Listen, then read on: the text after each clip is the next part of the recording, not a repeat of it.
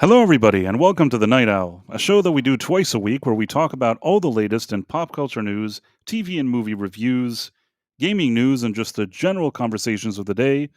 For those who don't know me, I'm Price of Reason, and with me, as always, is my co host, Professor R2. How's it going, Professor? You know what? It's going well. I am enjoying the siesta, the Schumer siesta as they're calling it. It's a good time, and also, you know what? I've got something else just super psyched, super excited about. Here, I'm going to start the show right off sharing something with you here, Price. Do it. All right, put that up in presentation mode, everybody. I am so excited because Back to the Future 40th anniversary revival showing happening at the end of this month, October 31st. We've got our tickets. Family, ready. This is going to be fantastic. They're showing it in IMAX. It's going to be huge. It's going to But be do they have bigly something to huge. bring to IMAX that we haven't seen before? Is there any reason for it to be in IMAX It's huge. It's aside going to from it be being huge? bigly. I Aside don't from it know. I being don't huge. care. It's going to be awesome. I can't wait. I want You to, know what? You know what? I'm probably gonna find a way to go see it as well. Who could one not of enjoy it? one of the best movies ever made. It's so good. I love this film, and it's a great family film. My whole family is we're all gonna go see it. It's gonna be fantastic. So I'm super excited. Like I said, we've got our tickets. I'm ready to go see this film. Seeing it in IMAX. If it were in a regular theater, that'd be fine. But it's like IMAX, right? You get to see it like in a huge screen. Actually, I don't think either of my kids have ever been to an IMAX showing before, so this is gonna be kinda cool to actually get to go and see, one of our favorite films, one of my favorite films in a big ol', IMAX. It's gonna be really, really fun. So, yeah, excited to get to go see that. Yeah, like I said, that's at the end of the month, so they just started doing, yesterday, they started doing the tickets, for that October 31st. Actually, I think they're gonna a lot of theaters are gonna start showing it on the 30th, like in the evening on the 30th, but the official release is the 31st, and then it's gonna run, I think, for a week or so in the revival. So it's I see. gonna be really sweet. I'm super excited. It's gonna be great. I Oh, see. yeah. And then there's all the other news and stuff out there, but I don't know. We do have something, Price, I wanna make sure to point out right away. There is a mightily generous gift awaiting you over on YouTube. Okay, I'm gonna Wanna check check that into out the right now. the chat? Hello, Chet. How are you? Okay, I'm I'm fine. gonna check out what it is. Oh wow, Mary White. Man, this is so generous. This is like when you said generous, I thought, okay, it'll probably be generous, but this is actually more than I anticipated. Mary White, you've been away for a while, and at some point I actually reached out to her and I'm like, "Hey, is everything okay?" But she did tell me that she was okay. She was just kind of doing her thing, and now she's back as Mary White 2.0. And first of all, I told her that I'm just happy to see her back, but the generous gift, 50 Price of Reason live gift memberships, that is an amazing gift. That is And wild. Thank you so much. That's an incredible, generous gift. it Yes. may be, one of the best gifts we've ever gotten here on this show. Certainly, to date, probably one of the top 3 gifts. It's very, very appreciated. So It's really, really nice of you. it's That's not to might be take a away. little too generous. I feel a little inadequate, Price. No, and then she added another one. She wrote, "Trying to make up for my absence," and she added another one. Let me see if I can share this in case people didn't see it. Uh, I'm gonna share this because I just want everybody to see this thing. That's not to say that there aren't, generous people. I can say that, like, Oh, absolutely. the Dead Man and it's the Phobos. There's people that I can think of that frequently, and other people just from time to time. We're always very appreciative. Obviously, it helps our efforts, and, we're very, very appreciative of anything, that people help us out with. And, at the same time, we kind of try not to be like a PBS type of thing where we're really, bothering people, but when people give us these kind of gifts, we Yeah. appreciate it very much. So, Mary, it's very, very kind of you. Yeah. and above and beyond. And you don't have to worry even if you were absent. I'm sure you had your reasons.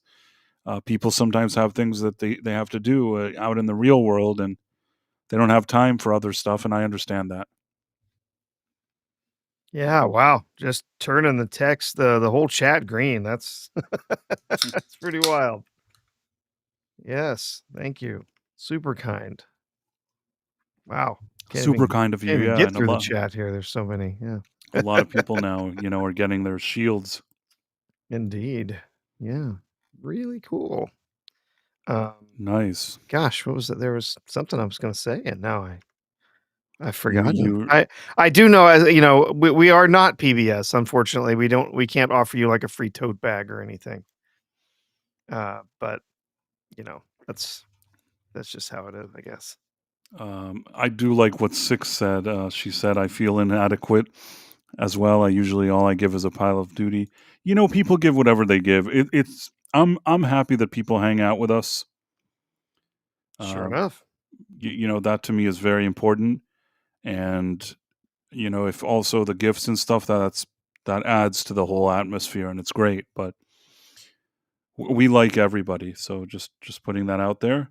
And Six, your presence is always welcome here as well. Six is cool. She uh she has some interesting thoughts about things. Where were we when we were kind of sidetracked by these wonderful gifts, Professor? I Sorry, feel like I keep bumping my interface here and muting myself accidentally. oh, Yeah, we had just finished up talking about Back to the Future. I think we probably ready to move on to our first subject for this evening. okay. Our first subject for this evening.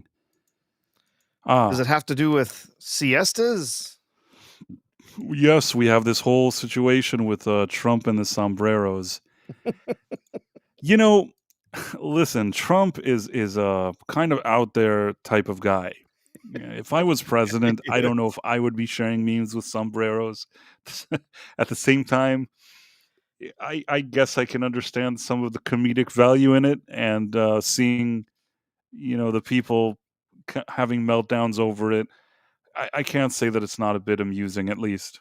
Oh no, there's only one reason he keeps posting these things, and they keep adding more, and it's because it's clearly getting to Hakeem Jeffries, and it's probably getting to other Democrats as well. Um, If Hakeem Jeffries had never said anything about it, never mentioned it, but he went specifically out of his way during a press conference to be like, "Oh, you make memes about me. Why don't you come say it to my face?" It's like, my gosh, we got he you. was He so got you. silly. He got you. Okay. It was so silly. By the way, we have more gifts and stuff, so I Yes, we just got a want to. couple more gifts from the dead man and from Six. Yep, and I'm going to share them right now just so everybody can see them. So you have the dead man that sent a poop sticker, and Six sent a 199 finger up sticker. Not Yeah, sure what that finger means, but we're number one. That's what that we're means. number one. I'll take it. Yes. I'll take it. And yeah, I think first of all he had the original thing, and then Hakeem Jeffries got upset. I did like what JD Vance was saying. He's like, I don't get it. Why is Hakeem Jeffries upset? Is he Mexican? Because it's not like he's Mexican American. So why?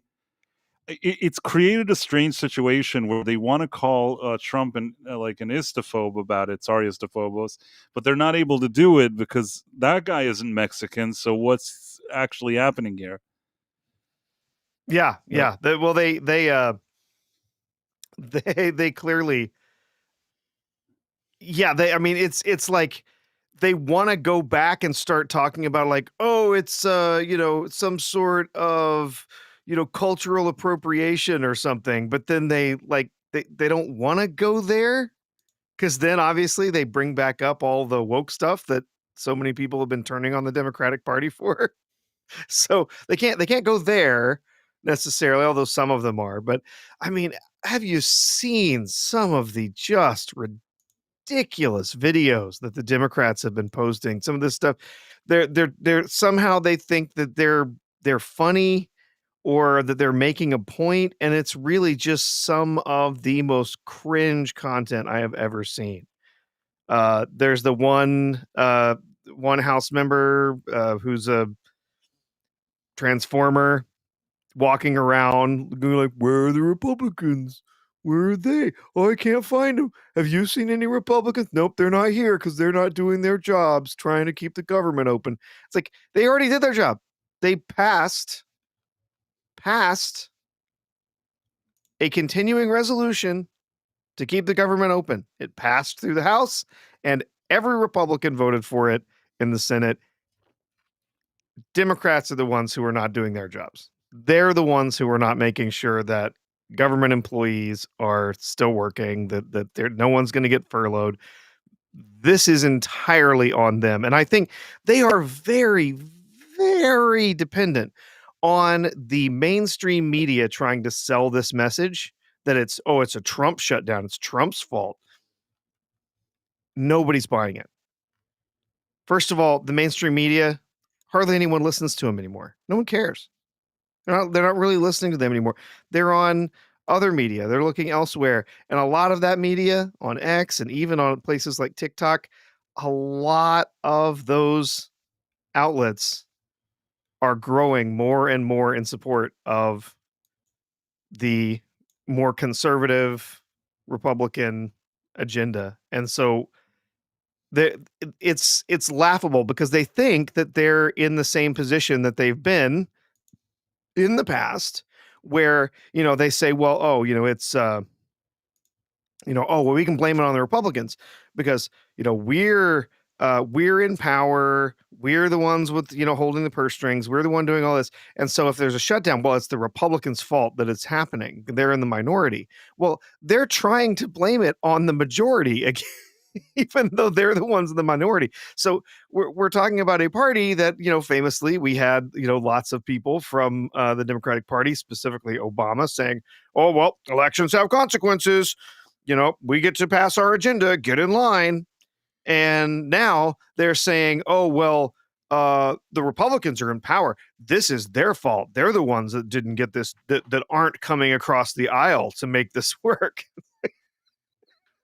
Just so funny because it's completely ridiculous and completely backwards from dozens, if not hundreds, of statements that all of these Democrats have made previously. It's wild. Absolutely. And I see that Yiddish says, I get my news from Price of Reason Live. I think that there should be other sources you also get your news from, but if you enjoy listening to us talking about the news, I think we give at least an interesting conversation about it. So happy to hear that, but you're also welcome to kind of do your own research and stuff. This is the original clip that started it all. No way to sugarcoat it. Nobody likes Democrats anymore.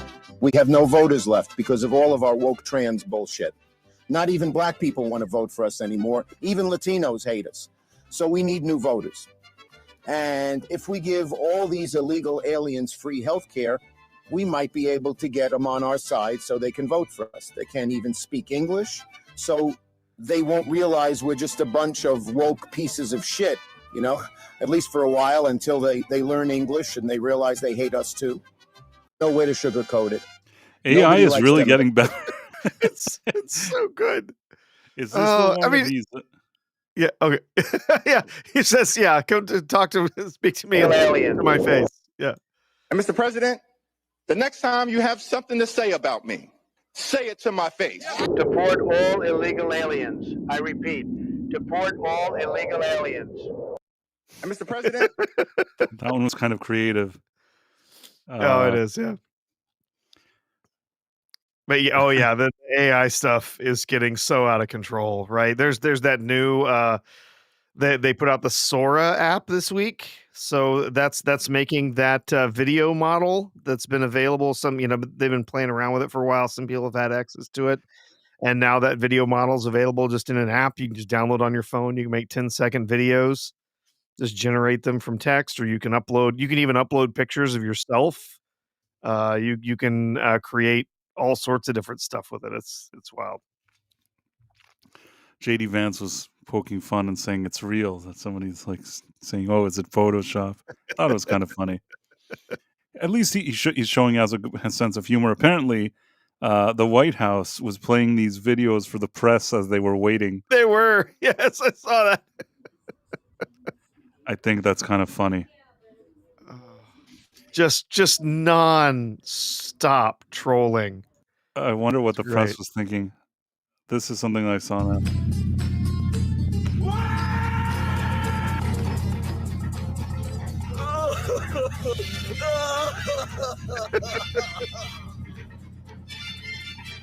I mean, if I were him, I wouldn't do this because it's just making him look really dumb, in my opinion. Like all the memes, you really don't want that.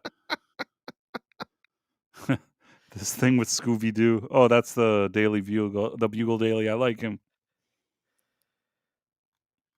I thought there was something else. Oh, this one. This was the other one that popped up. Will get you nowhere. We are fighting to protect the health care of the American people in the face of an unprecedented Republican assault. Bigotry will get you nowhere. The thing is like he has no sense of humor, and this is just making him look stupid all the time. Is this another one? What's this one? I don't even think I've seen this one. It's a disgusting video, and we're going to continue to make clear bigotry will get you nowhere. Oh, this is that one. Okay. Yeah, it's just the extended version. Yeah. I was wondering if there was something else that I missed. What's this one? I don't even know. Somebody's is this okay, what's this one? I'm not even Mexican. I don't know why President Trump keeps saying that shit. He needs to say it to my face, Holmes. And while we're at it, I'm getting really tired of all that dollar store Obama shit. It's getting old, homie. My name is not Dollar Store Obama. Okay, pendejo? Órale! Arriba! Arriba! You know, the trolling is just incredible. I love it.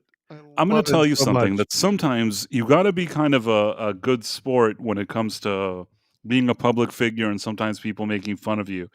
I can understand why it would get under somebody's skin and maybe upset somebody, but I think that when somebody shows how much it gets under their skin and upsets them, they're probably just making the problem worse.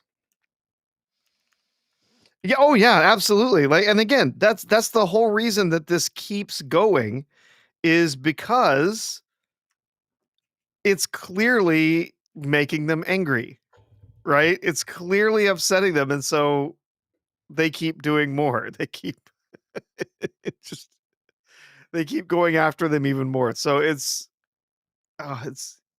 if they weren't reacting to it, they would have gone somewhere else. They would have done something else. But since they started reacting to it, since Hakeem Jeffries was reacting to it, it's immediate. Like, they just sort of swarm in and start making even more. So, and it's funny. I mean, imagine 5 years ago, somebody makes some meme with a Democrat dressed in a sombrero, with a Mexican mustache.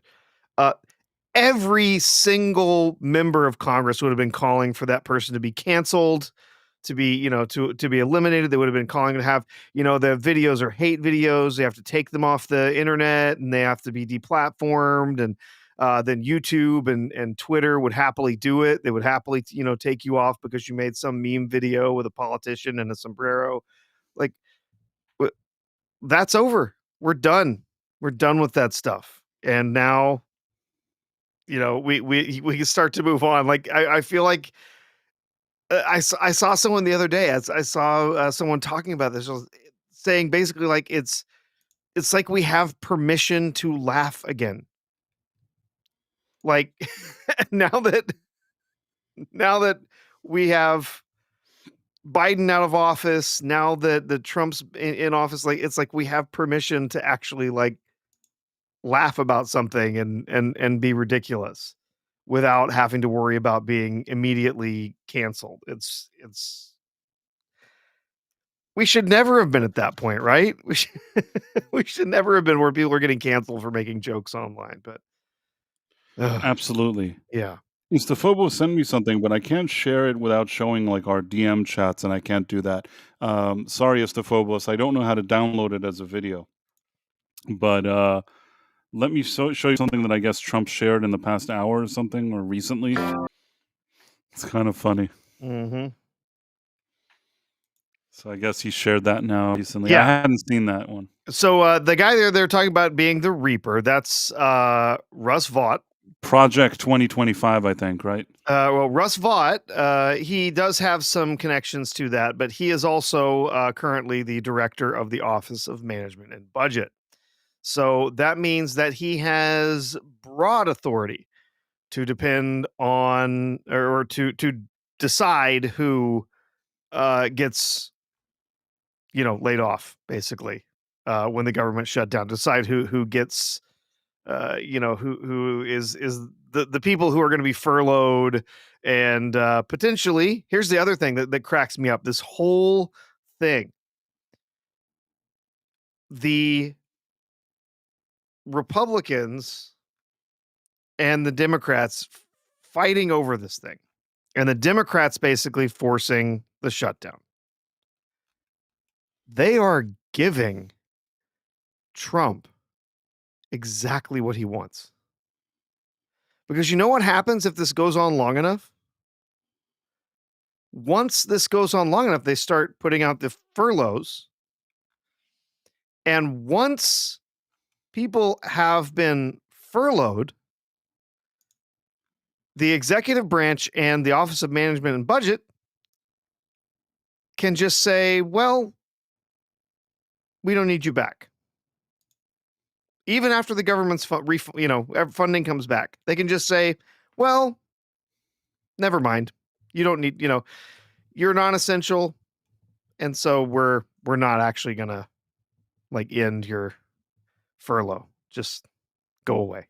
So they've been arguing and fighting and angry over Trump and all of these, jobs in the federal government that he's cut, saying that they can't do that. He can't do that, whatever. If there's a government shutdown and the furloughs go forward, there's some pretty broad mandates there for them to just have a whole bunch of employees they just don't bring back. And there's basically nothing that can be done about it. So they're giving Trump and they're giving his people exactly what they want to have an opportunity to just fire a whole bunch of federal employees. Off you go. And as Istafobus mentioned, there's also potentially opportunities there for recess appointments. That is, if the government, if the Congress actually does go on some kind of recess during this. So it's so ridiculous, all of this, that Democrats are so convinced that they're going to win this fight. It is wild. What are they? Yeah. I think they're not in a. I don't think they're in the position that they think they are, and them causing this problem now is probably not going to help them.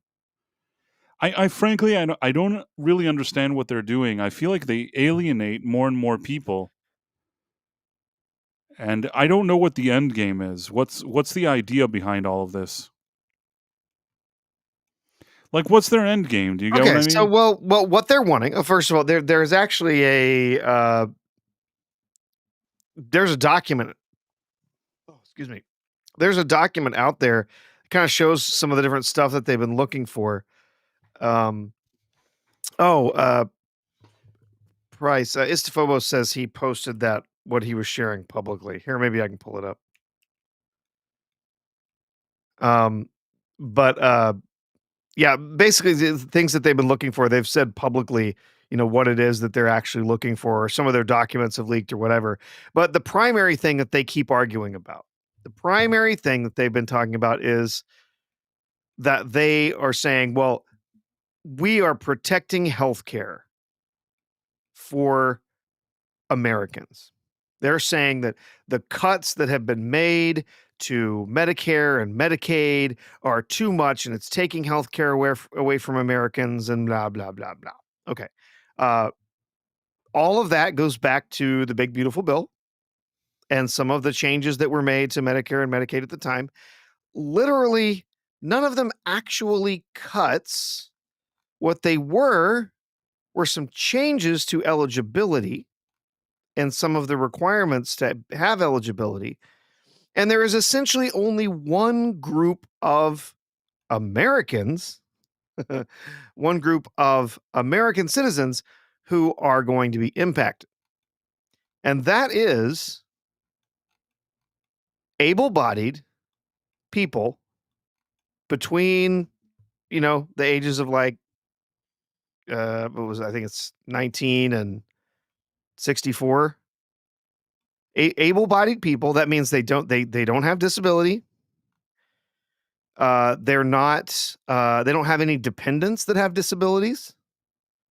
So, like, if somebody is a caregiver of children or of the elderly or something, where they they have disabilities, they're not going to lose anything, right? It's just these, able-bodied, single, no dependents. They have work requirements now. That's the change. That if they are not on disability, they're not caregivers, they're not, whatever, and there's a whole bunch of different things that make them exempt from the work requirements. But that's the primary thing. That's what they're angry about. Is now there's work requirements for a bunch of these people. And they want all of these people to not lose their health insurance. Guess what they have to do to not lose their health insurance? Get a job. And it doesn't even need to be a full-time job. Right? They have to go out and work productively if they don't have some kind of exemption. And quite a few do. And so it's absurd. What they're saying essentially is, we want more money. We want to put like over $1 trillion back into all of this healthcare stuff, so we can change some of the rules and make it easier to commit Medicare and Medicaid fraud, and give it to more people who ought to be having work requirements to do it anyway. So it's just a massive handout. It's a massive handout, and they're trying to, through this process, they're holding government workers, Americans, and the services that they depend on. They're holding them hostage so they can try and change something that was passed in the big beautiful bill just a few short months ago, right? And so they're trying to force this into the bill for the continuing resolution to continue funding the government. And it's absolutely ridiculous. And I genuinely do not think that Republicans are going to budge even an inch. I think they know that they've got to win on this one. They passed a clean continuing resolution that says, hey, you know what? Nothing changes. We're going to keep funding the government at the exact same level as yesterday. We're going to keep funding it today. And it's the Democrats that are asking for more and more spending and changes and all of these things in there, where we could pass the continuing resolution and they could start negotiating those things as a budget going forward. But that's not how they're choosing to do it. Right. Right. I wanted to share this. This was interesting. I don't know if you saw this. This is just a Gavin Newsom thing, but I thought it was kind of interesting. Yeah. Somebody did you find that thing that Phobo shared with you? I found it, but the problem is that he sent me a video that he made, and I can't. He says to check your mentions because he posted it publicly in your. Okay. 1 second. So let me do this, and then I'll look for what he just said. Yeah. So you have this thing here. A campaign on universal health care. We're delivering that. We are implementing our ideals. We are manifesting this principle, this fundamental notion that so many of us have been preaching for years and years and years. Universal health care for all, regardless of pre-existing condition, regardless of the ability to pay, and regardless of your immigration status. If you care not just about values and principles of morality, but if your only values and principles are advanced through economics, then that alone should be an argument in favor of universal health care, a pathway and a framework for 1.1 million undocumented residents in the state of California to avail themselves to high quality, comprehensive medical care, long-term, short-term, preventative, as well as in-home support service care and coverage. Now, Newsom says California is facing a $12 billion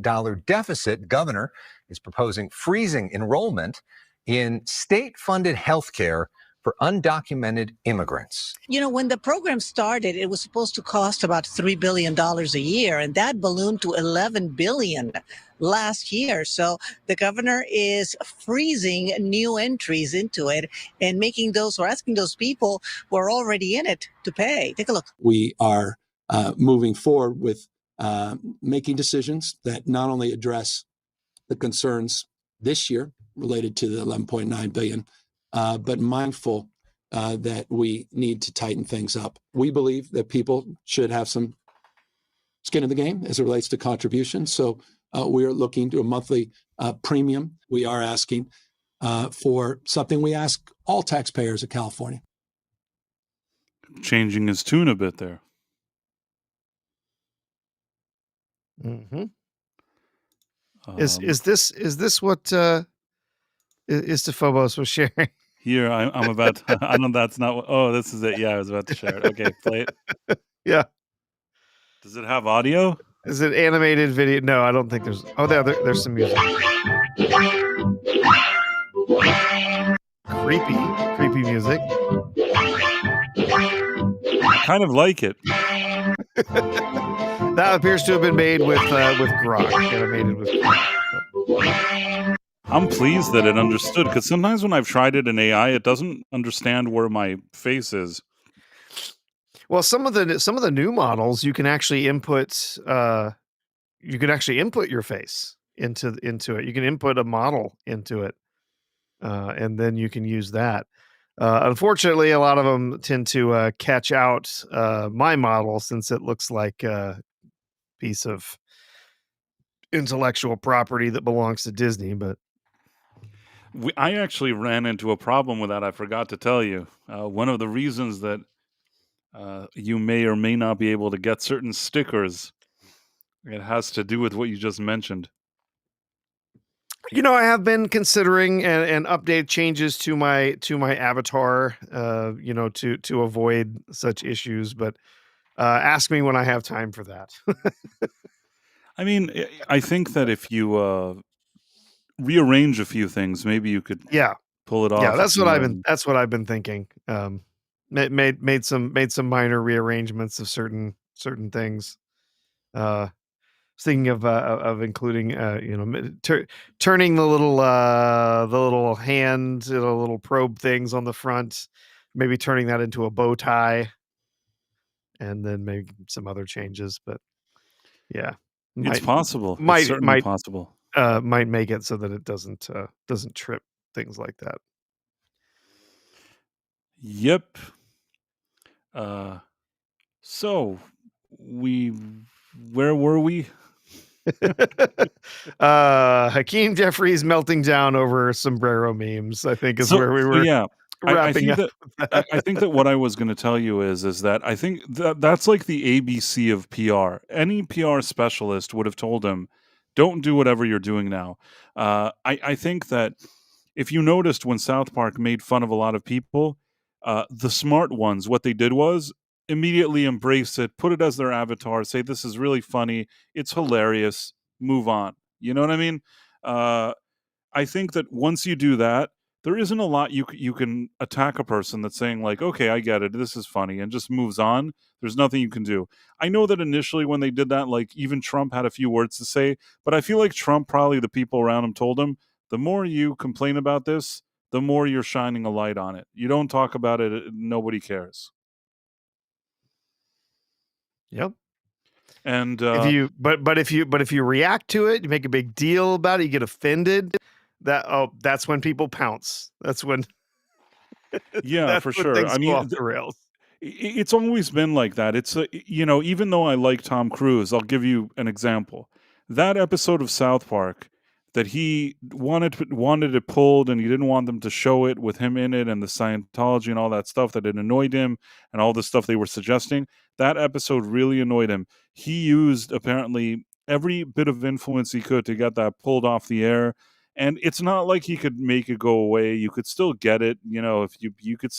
It's not that it's no longer available. And I think that before he made a big deal about the episode, there was only a certain amount of people that watched it. Sure, it was funny. Sure, people talked about it. But the second he made a big deal about it behind the scenes, everybody wanted to watch it. And that's always the risk that you run by, making a big deal of something. Barbara Streisand, that's why it's called like the Streisand effect. That's a known story. She had some mansion that somebody took a picture, an aerial picture, and put it online. She started getting upset and demanding that some website, someplace take it down or don't take it down. At the end, instead of 10 people looking at that picture, 12 million people looked at it. It's like she wanted everybody to not notice where she lives and what that looks like and where she's at. She achieved the exact opposite goal. So that's why it's actually called the Streisand effect. She is the reason why that it's called that. And I think that if you're Hakeem Jeffries, you have to show that you can also take a joke. I think that Schumer, although he made him look like an idiot, I didn't hear him whine as much as Jeffries about it. At least as far as I can tell, he may whine about stuff politically, but I don't think I heard him whine every second about the AI video. Yeah. Yep. They're humorless, man. They got absolutely nothing. And that's part of why when everyone jokes that the left can't meme, they're right. They're right. Don't understand actually making a joke because they're too worried that they're going to upset somebody or They're they're too going to politically correct. Yes. Yeah, it's ridiculous. So I will say this one, I don't know, you hadn't shared anything about this one. So this do you know who Sean Farash is? No, but I just want to say the dead man says like Charlie Kirk. Charlie Kirk looked like when he watched it live that he was genuinely having a ball. He thought it was watching that. funny. He was amused, and he was taken aback. He was really surprised.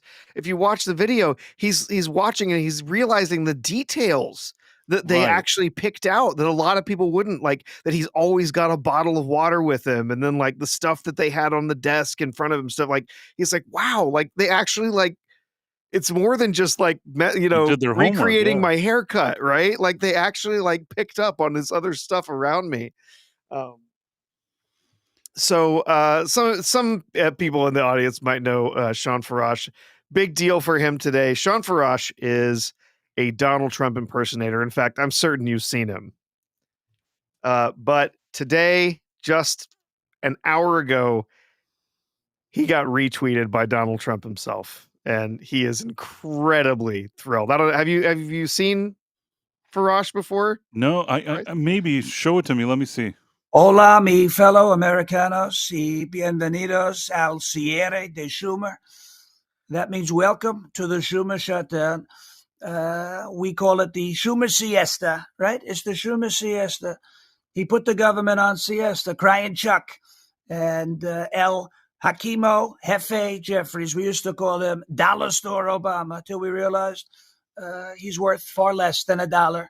But they put the government on siesta to give illegal aliens your health care. We're not going to let it happen. I looked at both of them. I said, we're not going to let it happen. It's no bueno.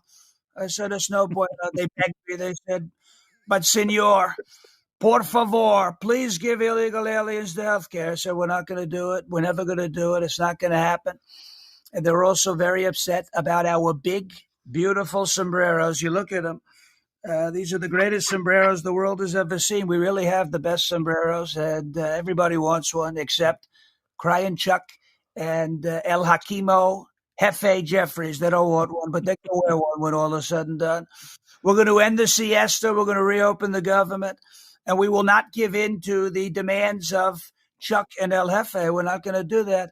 Thank you. God bless you. Dio lo bendiga, and God bless America. Thank you for your attention to this matter. It's What's this guy's absolutely- name? It is Sean Farash, and his impressions of Trump are legendary. Seriously, like I played this video for my wife earlier, and not this one, but a different one, and because he was kind of celebrating all the followers that he've gotten, saying thank you to everybody, and I was playing the video for him for her, and she was listening to it, and she was like, is that like AI, like making Donald Trump say things? I'm like, no, this is a guy doing an impersonation. She's like, I can't, like, that is Donald Trump's voice coming out of that guy. It's perfect. It's a perfect perfect. impression. That's And he why, has- like, you know, people were saying here in the chat they could totally picture Donald Trump just saying all of this. Yeah, It's true. It's a really good impression. but yeah, he does these videos all the time. He's got a huge following. He is absolutely hilarious comedian, but he's got the voice, he's got the mannerisms where he's he's actually like, he's moving his hands, and he's doing the breathing through his teeth, and then taking the long breaths through his nose and everything, like in the patter of the speech. I mean, it's just wow. I've seen plenty of different comedians and people doing impersonations of Trump. Never anything as great as this guy. I love it so much. It's great. And this one especially, so good. Yeah, no, this one was great. I agree with you. I don't even know what that.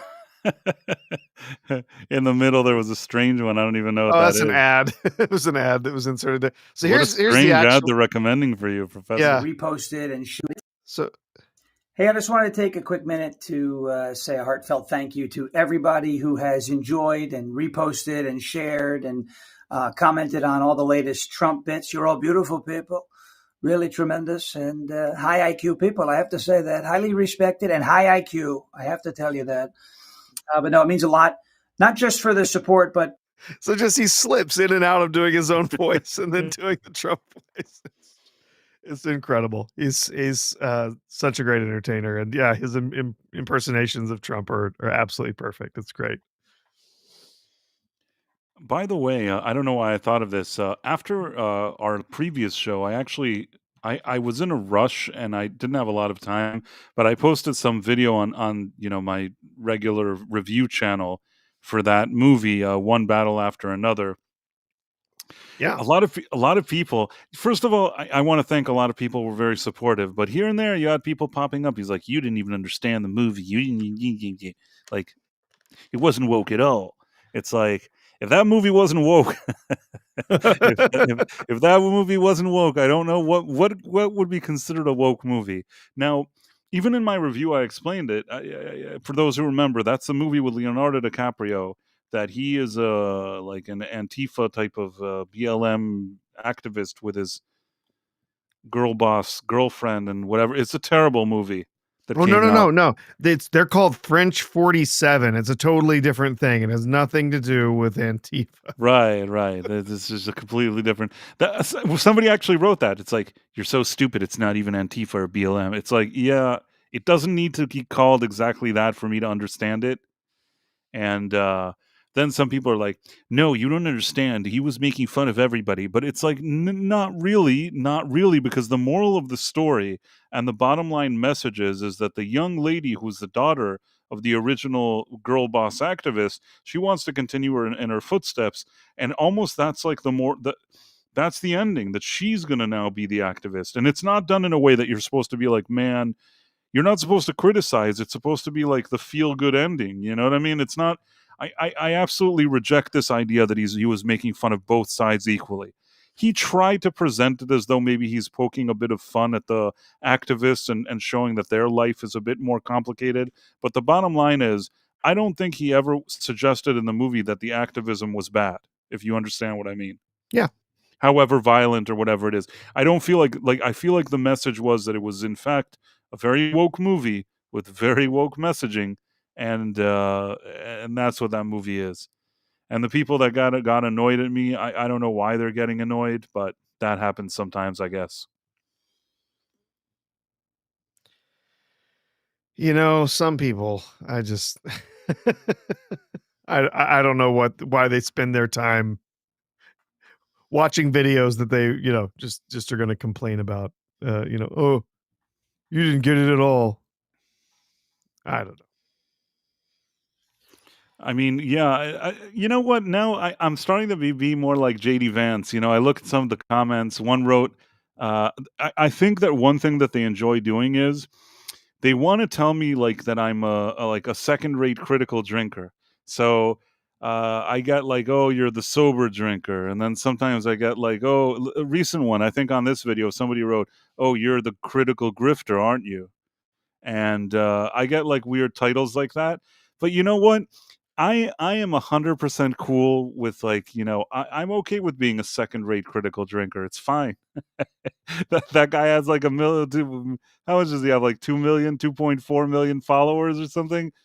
I'll take the second rate critical drinker. If that's the insult people want to send my way, I'll take it. Yeah. If that's the best I got, I mean, second rate critical drinker. Okay. Yeah, I mean, and one guy actually cracked me up because he told a kind of joke that I actually could appreciate. Somebody wrote, "Oh, you probably made this review out of a warehouse in Siberia," and I kind of looked at it and I actually smiled. I'm like, and first of all, I wish I had that kind of luxury. You know what I mean? Unfortunately, I don't even have a warehouse in Siberia, so that sounded a lot more fancy than the way I record my reviews. But I feel like I'm also learning to embrace some of these guys that say these terrible things in some occasions, and just like whatever. Whatever, man. N% M says nobody can grift as much as well as Jeremy of G&G.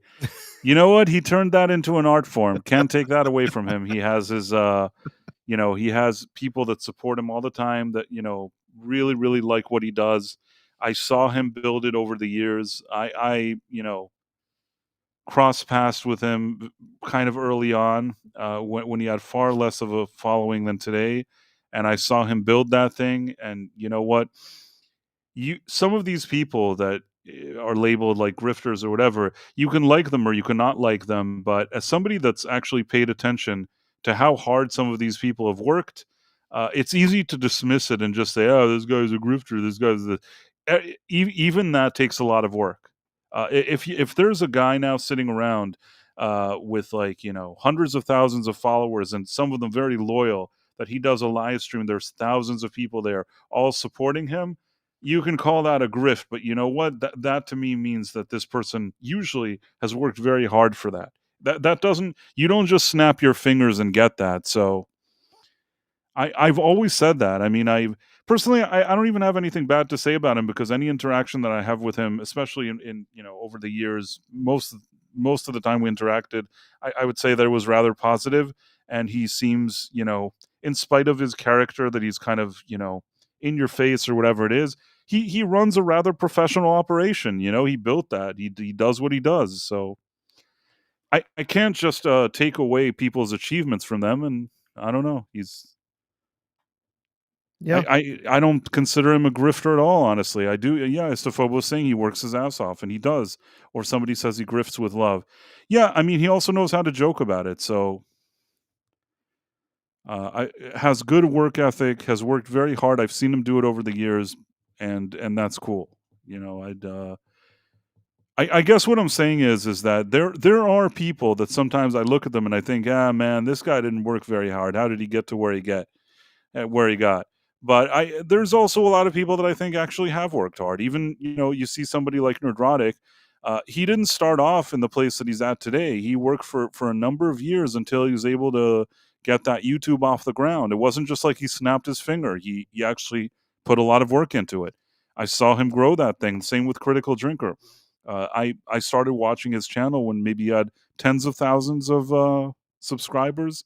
Today he has like 2.4 million, and he puts in work. He built that brand of his. It's not It's not easy to do. It's really, really. I'm not just saying that to be like kind to them. I'm saying it as somebody that also spends time doing reviews and making videos and things like that.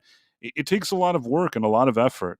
And a lot of people that go to your videos and just like start like cursing you out and whatever, they don't even have the faintest clue of the type of work some of these videos, some of these take a lot of work. They just know they want to sit there and get upset about their feelings or whatever, but that's fine. I'm learning. I'm learning to, let a lot of things slide. I think that earlier on you see things that really bothers you more, but over time you're just like, what can I do? Yep. What can you do? Uh, I've never been a big fan of Geeks and Gamers and their content, but on the other side, I don't really have a problem with them. I mean, other than I think sometimes, especially over the last few years, they've been a little too aggressive with calling out like every little thing they see as being woke. But whatever. I mean, they've got an audience, they've got people. I don't think they're grifters. I think that they're genuine.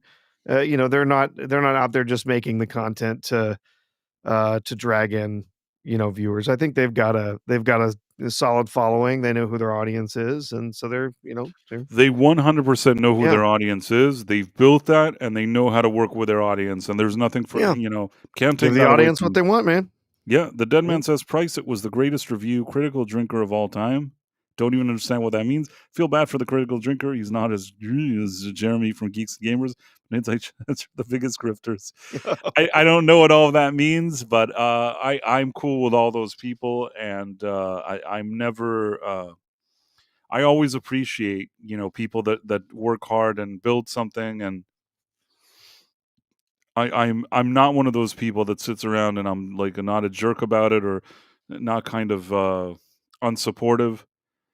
I've had, friends that I've seen like, that suddenly something they do takes off and I'm always supportive. I'm not one of those people that get upset if a friend of mine is doing well or for other people in the circle are doing well.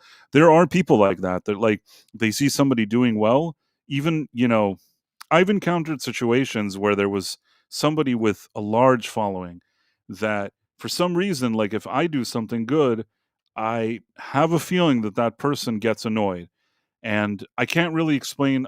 It's nobody that we mentioned until now, and you'd be surprised if I said who it was, and I'm not going to. But I'll just say that people are weird, and I like interacting with people that are really nice and supportive, and that we're all kind of nice and supportive towards each other. Those are the kind of people that I like. Once in a while, you kind of run into somebody who has a kind of more of a bitter mentality or whatever it is, but nothing you can do. Mm-hmm. Yep. I'm going to take the high road, and I'm never going to say who that was. I don't even think Professor knows who I'm talking about.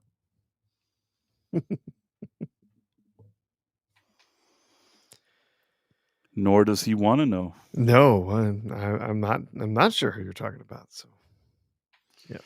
Anyhow, how do we get to all of that? I don't know. Let's see. Just been watching the chat, seeing who's showing up. Everyone's in green. It's hard to tell them apart.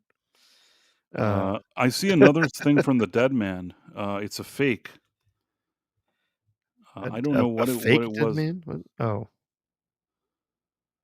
So let me see what it was that he was even talking about. I don't know what you mean. I don't. Maybe it was something with JD Vance and the Sombrero. Really sorry that I don't know what it was, but let's try and sharing it. Try and share it. The Dead Man 199. It's a fake. are we doing the bit from Deep Space Nine there, Dead Man? It's a fake. It's a famous bit from Deep Space Nine, from the. Oh, now I'm gonna forget the episode name. Yeah. Which episode was it? Remind me. It's the one where we have Cisco, who works with Garrick to try and create evidence that doesn't exist to bring the Romulans into the Dominion War.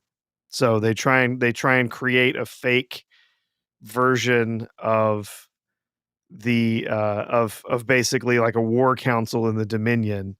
Gundam Zig, yeah, that's in a pale moonlight. That's right, yeah, in the pale moonlight, that's the one. They create this fake version of a war council saying, that there's these plans to invade the Romulans or whatever, and they create this fake thing to try to convince the Romulans. And after they turn it over to the Romulans, are they going to believe it or not? And the guy comes back to Cisco and he says, "It's a fake." Yeah, excellent episode. I can't believe I forgot the title of it. Now it's starting to ring familiar to me. I feel like, I suspect that you've seen Deep Space Nine more than once. I've watched Quite a few times. I've only watched, the entire run. I've watched it once, and sometimes I probably need a bit of a refresher for some of these episodes. Some I Yeah. remember better than others, but sometimes or some general arcs or things like that I remember. But sometimes Yeah. you bring up an example, and I really kind of struggle to remember the exact situation. Yeah, that's a super solid episode. It's one of the best. It's one of the best of the whole series.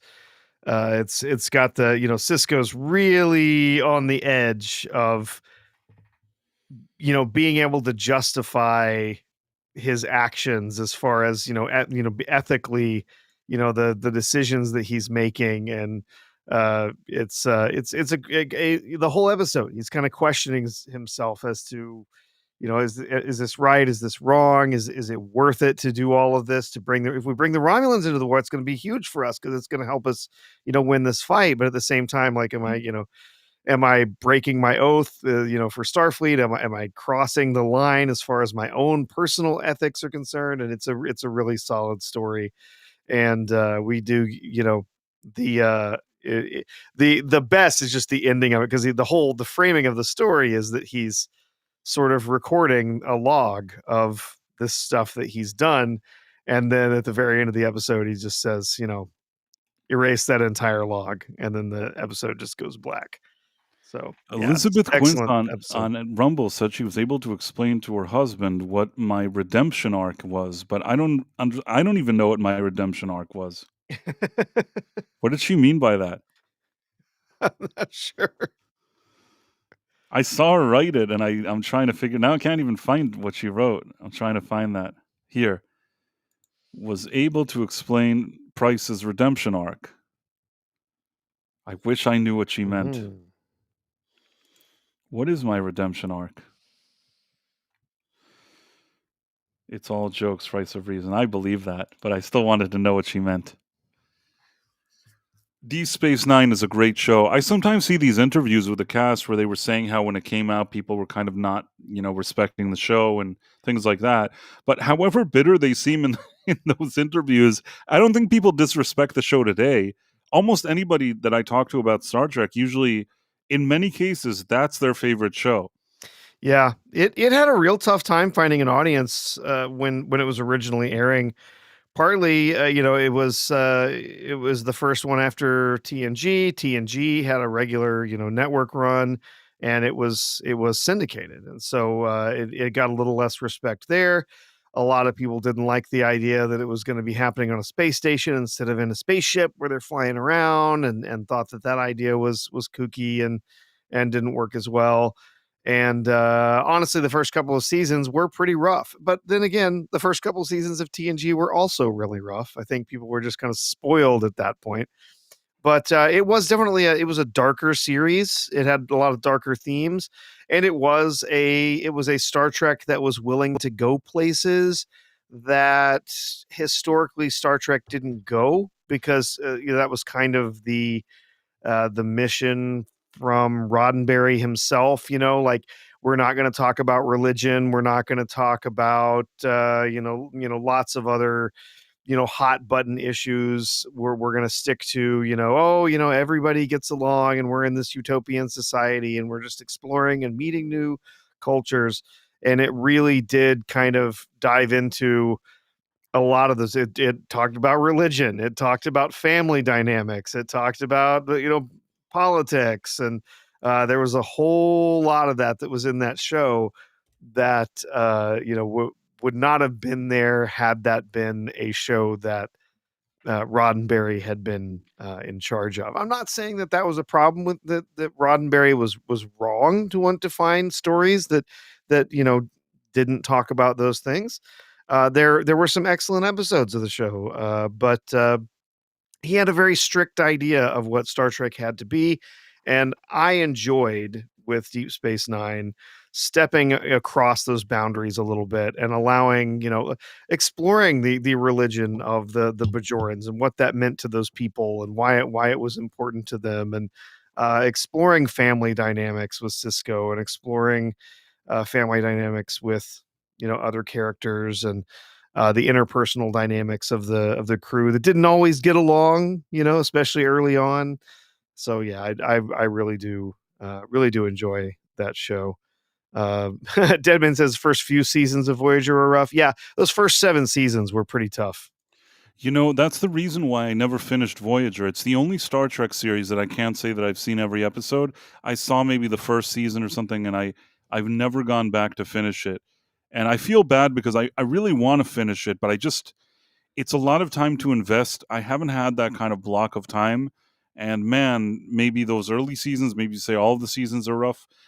I have a thought that I think most people don't have. This is probably like sacrilege, but I really, really like Star Trek Enterprise.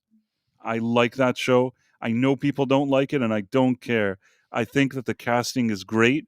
I really like Scott Bakula, who is an actor I like in general, as Yeah, Archer.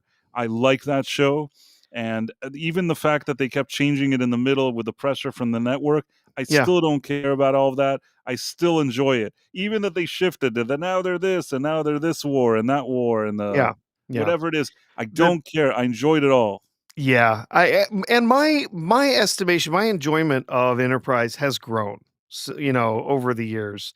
Initially, when it was airing, I really didn't care for it very much. Part of it was that dreadful theme song, but another part, like just starting, like Theme song right, is crappy. That's a real debacle. But aside from that, and the series finale, and oh, that death that there, was whatever, dreadful. That doesn't exist. that I doesn't. just completely ignore it. That series finale was so terrible, and it was so disrespectful to the So show, to the disrespectful. actors, to every like and the people who wrote it, the writers have come out and apologized for that finale, It saying it really really it was wasn't a bad. very nice way to We're end it. I sorry. really all the years I wish they would have just gone back and made something to try to cover the tracks of that, to try to fix whatever they did there, and they never did it. And Yeah. I think that the fans deserved it. But aside from that finale and the terrible theme song, really, really like that show. Yeah, the thing I think that got to me the most early on, and it's funny,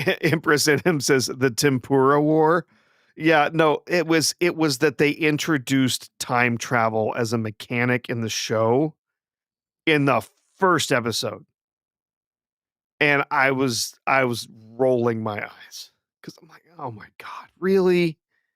You're gonna start screwing with time travel like 'cause it messes up so many storylines, it makes things so complicated, then there's, things that have no consequence because, "Oh, it's a time thing, we'll just mess with time and fix it," and so that really bugged me. I was glad that more or less the temporal war stuff kind of disappeared over it kinda just fell into But the you know what background they over the never first couple explained? of Not that I seasons. I agree with you, I don't know how much I love the time travel elements, but I could let it slide.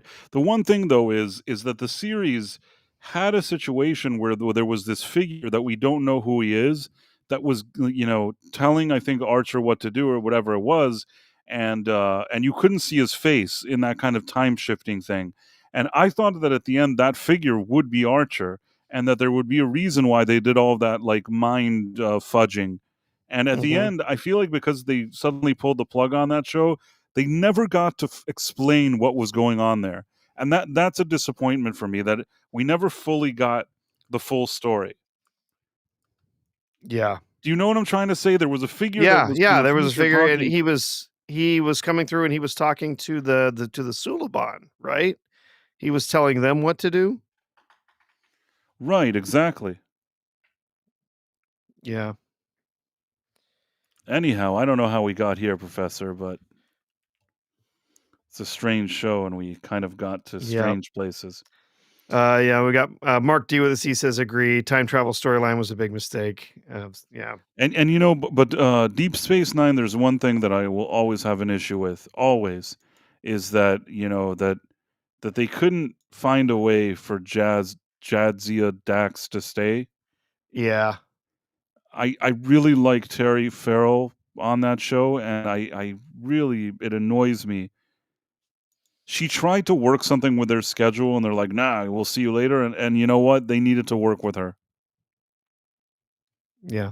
So I'll tell you that from interviews and discussions with the producers of the show, including Brandon Braga, the character you're referring to, the shadowy figure, is referred to by them as Future Guy, right? And according to them, had they been able to continue with the series, continue with the storyline, Future Guy was intended by Brandon Braga to be a future version of Jonathan Archer, And the I main character in suspected the that the whole series. time from the Yes. first second that they showed that character, Mhm. and I Yeah. always wanted to see how that's resolved and why he's the future guy, and they took that away from us, Yeah. so The show never confirmed his identity during its run, but behind the scenes commentaries and other media released after the series made it clear that Future Guy was intended to be Archer himself. His motivations were to attempt to change a disastrous future that he himself had influenced. So yes, the shadowy figure that was often controlling the Suliban people, the Cabal, giving them their orders and stuff, of providing them with advanced technology and stuff, was supposed to be a version of Jonathan Archer from the future, trying to undo mistakes that led to the grim timeline that he existed in the 28th century. So, I see. Well, we'll never be able to fully and really realize what happened or enjoy it, but it is what it is. Anyhow, what else was there? Elon Musk is now the richest man again. oh yeah, just incredibly wealthy, at least by by some measures. We have to remember that just because they say you're worth this much money doesn't mean you actually have that much money, right? But I assume that, there's some money in this guy's bank account. I don't think that he's Oh, there like is. There worried absolutely about is. money now. There absolutely is, no question. But yeah, to say he's worth 500 billion. Well, it's because of his investments, his connections to various companies, especially to Tesla and some of the other ventures, SpaceX and so on. Yeah. Yeah, 500 billion. Wow. Is Elon Musk going to be the first trillionaire? He probably is, but what really put him over the top now? What ended up, is it Tesla that's now climbing, and why did Tesla suddenly climb? Why? I'm not entirely sure. Um, It's funny because each time people are like, "Oh, this company is going to zero," and then like it makes more money somehow. let's see. I know that there were some changes recently because just not too long Populating the earth is ago. expensive, but he has enough. He can make as many kids as he wants, I guess. So it was primarily there was a surge in Tesla's stock price. There was also a increase in valuation of SpaceX and an increase in the value of his holdings in XAI. So all three of those things helped to very rapidly increase his net worth. But again, this is not just cash that he's got sitting around, right? It's just that he holds major interests in these companies, and they're growing. They're growing significantly, and so his net worth grows as well. Uh, let's see, Tesla's shares climbed about 17% year to date.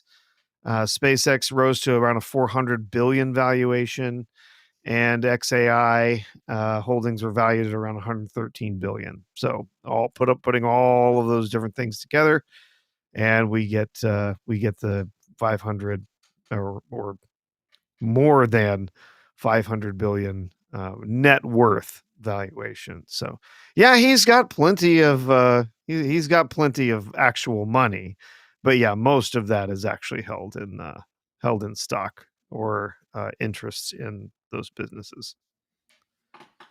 We've been asked where is Elon Where Sombrero. I is don't think Elon's sombrero? Well, he's sometimes does get a little behind on the trends. So That's true.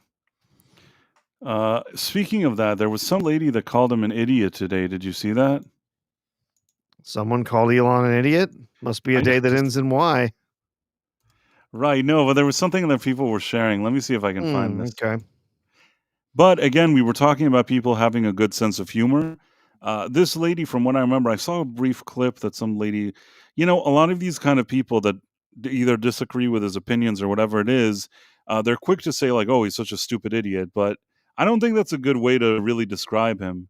It was this. I don't know why this video is so small, but let me see if I can share. Let's see if I can share this. It looks small, and I don't really know why, but let's try this. How is it? Are you happy with Elon Musk? Are you an Elon Musk fan? You know why? You know why Elon Musk terrifies you, and you call it disinformation because it's speech you cannot control. That's it. You can't control. Although you're trying. Listen, with the online safety. You think he's a Democrat? You are trying. Do you think he believes in democracy? Do you believe in democracy? Well, obviously I do, but how do you believe? Did people vote for the digital ID? Did people vote for the online safety bill? No, you don't believe in democracy. You don't believe in Brexit. Elon Musk. You want it over. You think Elon Musk is not an elected official. I want the leader of this country to believe in democracy. Are you a fan of him? I'm a fan for anyone that protects free speech. Yes, I am a fan of him. He is a genius. Have you thought what he's brought to... I think he's an idiot. I think he doesn't understand it.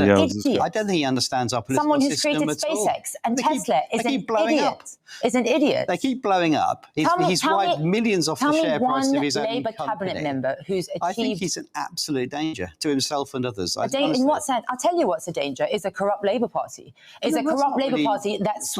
Yes, because you're running a country. I'll tell you what's a danger. Is you trying to chip away our freedoms bit by bit with the online safety bill, the digital ID, under the guise of safety.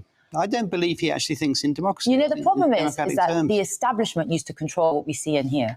Now we have X, and that terrifies people like you. It terrifies. No, he's not.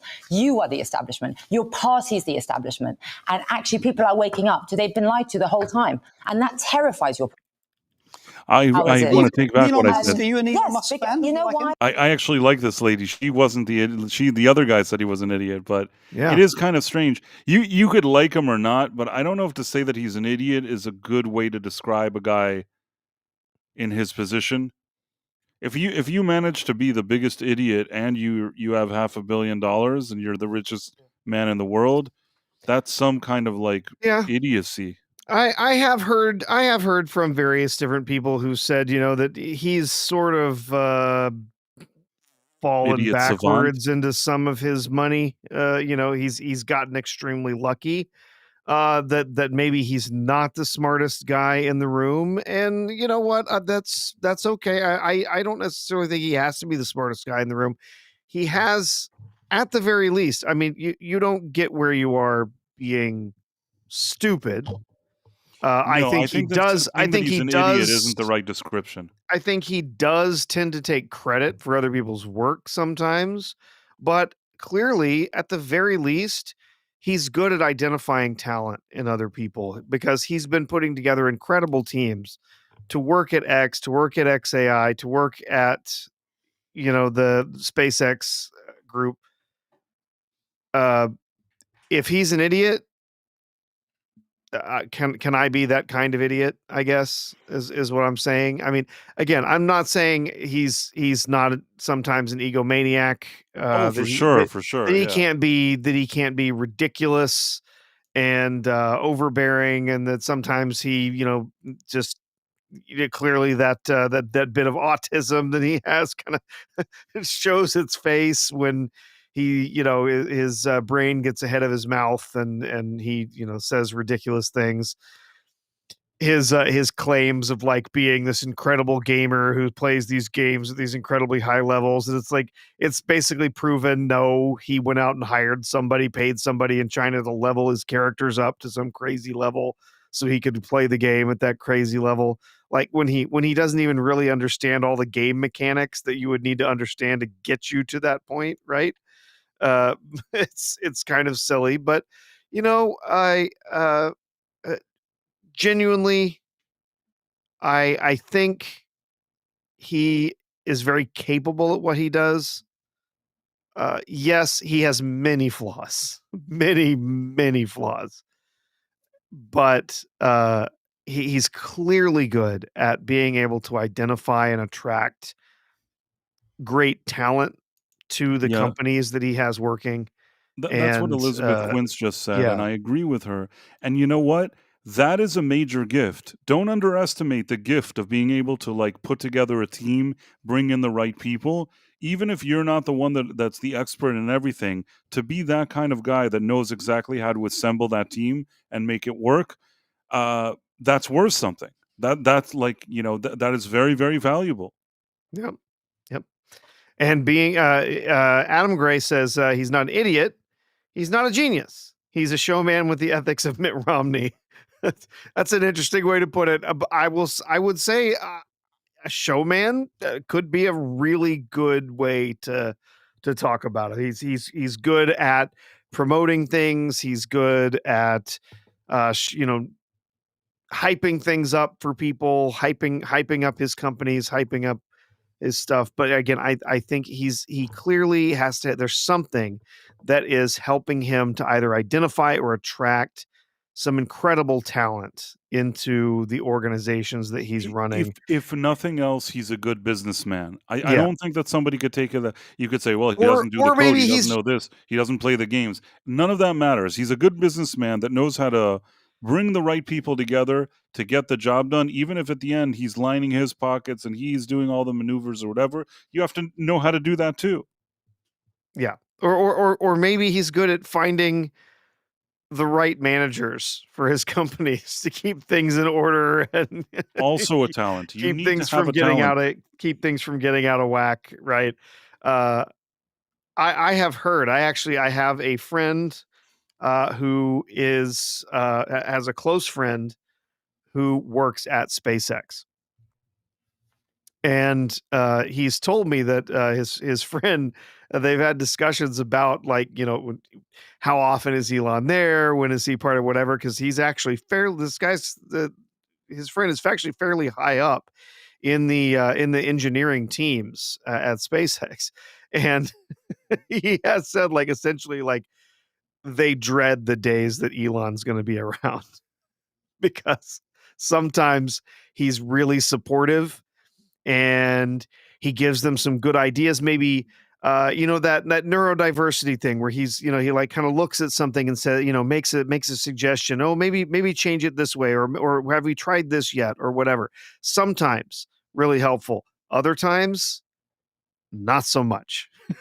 Other times kind of comes into the room when all the engineers have been working together hard and figuring something out, and Elon just kind of comes in and just sort of knocks over all their toys and makes things way harder for them than necessary. So I'm sure that there's a little bit of both of that in his work in all of the different groups. Yeah. I can see Yes, that I heard it happening. from a friend who heard it from a friend. Yes, I have a very close friend of mine who is very close with someone who's an engineer at SpaceX I in can Texas. totally see that happening because when somebody who's the boss arrives, he has a lot of things to say. And somebody like Elon, I'm sure he walks in, has a million things to say. Maybe some of the things that he says are right on the money. Some of the things maybe are not Yeah. right. I've been in situations, I can think of myself and obviously consider Elon Musk and then think of the situation I was in and think very, very low stakes. But I've been in a situation where maybe there was an owner of a company or, the boss or something like that. And that person, starts asking a bunch of questions that you could tell that person wasn't there in all the meetings that somebody was working on something and they just kind of stumbled in. They don't have all the information, but they just say a few things and leave. And sometimes I've been in a situation like that where you're like, clearly this person doesn't know all the details here. And the thing that they just said, it shows that it's a person that just walked in and hasn't been here for this whole process that, let's say, I and a few other people were working on. I've been in a situation like that, again, much lower stakes. But I think that can happen to anybody working in a company when like some big executive walks in and, you know, says a few things that makes that person sound very serious. But if you really look at it, you could also criticize that maybe that person isn't saying the best thing at that moment. And maybe Elon Musk doesn't always have it right. But I also don't think he always has it wrong either. He has a certain vision. There have been many times that people are like, oh, it's not going to work. This is crappy. He's stupid. He's an idiot. And then that thing that everybody was laughing at him ended up succeeding. More often than not, that happens to him. Mm-hmm. So with his flaws and with his mistakes and with whatever it is that he does and possible ego and all that, at the end of the day, I guess more good things happen than negative things, if you know what I mean. Yep. I also wanted to go over this, that there was this SPLC organization that people are now, you know, first of all, there was something about the ADL that, you know, the Yes. FBI had deals with them, but Kash Patel said that they're stepping away from that. And then now there's also this SPLC. Have they stepped away from them too? I would hope so. So the ADL, the Anti-Defamation League, has a long history. Their focus, at least originally, was essentially anti-defamation. It was preventing defamation of the Jewish people, right? It was preventing anti-Semitism, but it expanded into a lot of different things. And the ADL in recent years has gone completely wacko, calling all sorts of groups extremists and stuff that really they had no interest, no reason to do so. That said, the SPLC, the Southern Poverty Law Center, is 100 times worse. They are a 100% Democrat owned and paid for group. And they were the group who was willing to literally call anyone who disagreed with a Democrat talking point a hate group. And the Southern Poverty Law Center, even worse, is a complete grift. They are an absolute scam. It's been proven that a ton of the money that was given to the Southern Poverty Law Center is being held in offshore accounts. They are scum. They are scum of the earth. And yeah, I'm quite certain that the SPLC probably said something about TPUSA being some sort of white supremacist hard right group. That wouldn't surprise me at all. They have literally just called churches that oppose gay marriage, they've called those dangerous, violent hate groups. So the Southern Poverty Law Center has absolutely no credibility with me whatsoever. And they have long since moved just to the area of just complete parody with the way that they've been used by the Democratic Party, by the left here in the U.S. So, yeah, this is or is it saying that? So is this was a post that Elon Musk shared? Yeah. Okay. Yeah, the SPLC, the Southern Poverty Law Center, they've been pushing this stuff for ages. Yeah, it doesn't surprise me at all that they would try and target a group like Turning Point USA to call them white supremacists and call them all sorts of nasty names, because that's what they do. They're nothing more than a tool for the left-wing groups here in the US to malign and misrepresent the various different groups in the US. Literally any group that had any opposition to gay marriage, any group that had any opposition to any kind of transformer propaganda, anything like that, every one of them has been labeled a hate group by the SPLC. So And Urkel Fauna says, gay marriage was illegal. I didn't care. Gay marriage is legal. I didn't care. I think that was the case for a lot of different groups. But what we're talking about specifically, these, the majority of these groups were, Christian. They were biblically based groups saying, look, here's our belief. Here's what we see. We're basing our beliefs on our own, religious background, our own beliefs, and we believe that gay marriage is wrong. And so saying that, even based on the fact that we have religious freedom in our country, at least we supposedly do, they came back and said all sorts of nasty things about those groups. So, yeah, the SPLC, just gross. Ugh. There's also another thing that I've noticed that I forgot to bring up. Did you see all this stuff about the comedians going to Saudi Arabia? Did you see that? I saw a little bit about it, but not much. So basically, there was something called, I think, like the Riyadh Festival in Saudi Arabia. Let me see if I can. Riyadh Comedy Festival. So what happened is that I think this is it. Let me see if I can share it.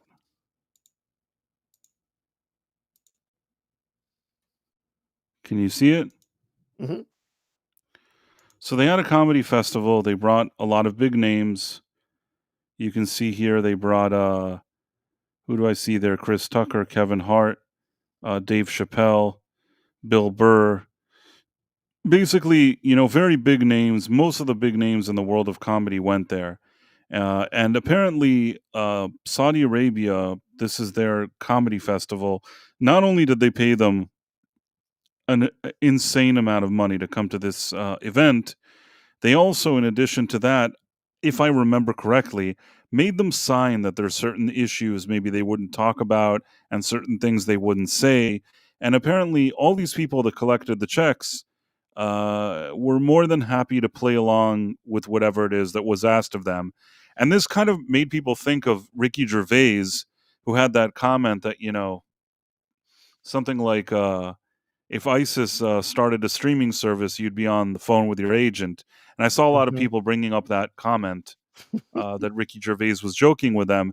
No, I'm not saying exactly that like Saudi Arabia is that, but I will say I'm not clutching my own pearls. People make a living, and if somebody's paying them to entertain them and they want to take that money and, make their bank accounts larger or whatever it is, I personally don't have anything to say about that per se. The only thing I will say, and I will agree, is that a lot of these same kind of comedians or personalities or whatever they are, they're very quick to lecture you about all this stuff, sometimes about politics, you know what I mean? Getting, into politics and saying all this stuff. And when you take checks like this and you go there and you're making these kind of compromises and all that stuff, you kind of look like a hypocrite. Do you get what I'm saying? Yes. It's like, it's fine. If you don't want to lecture people about their politics and you just want to tell some jokes, that's cool. But if you some of these people, I'm not saying all of them, but some of them are more preachy than others.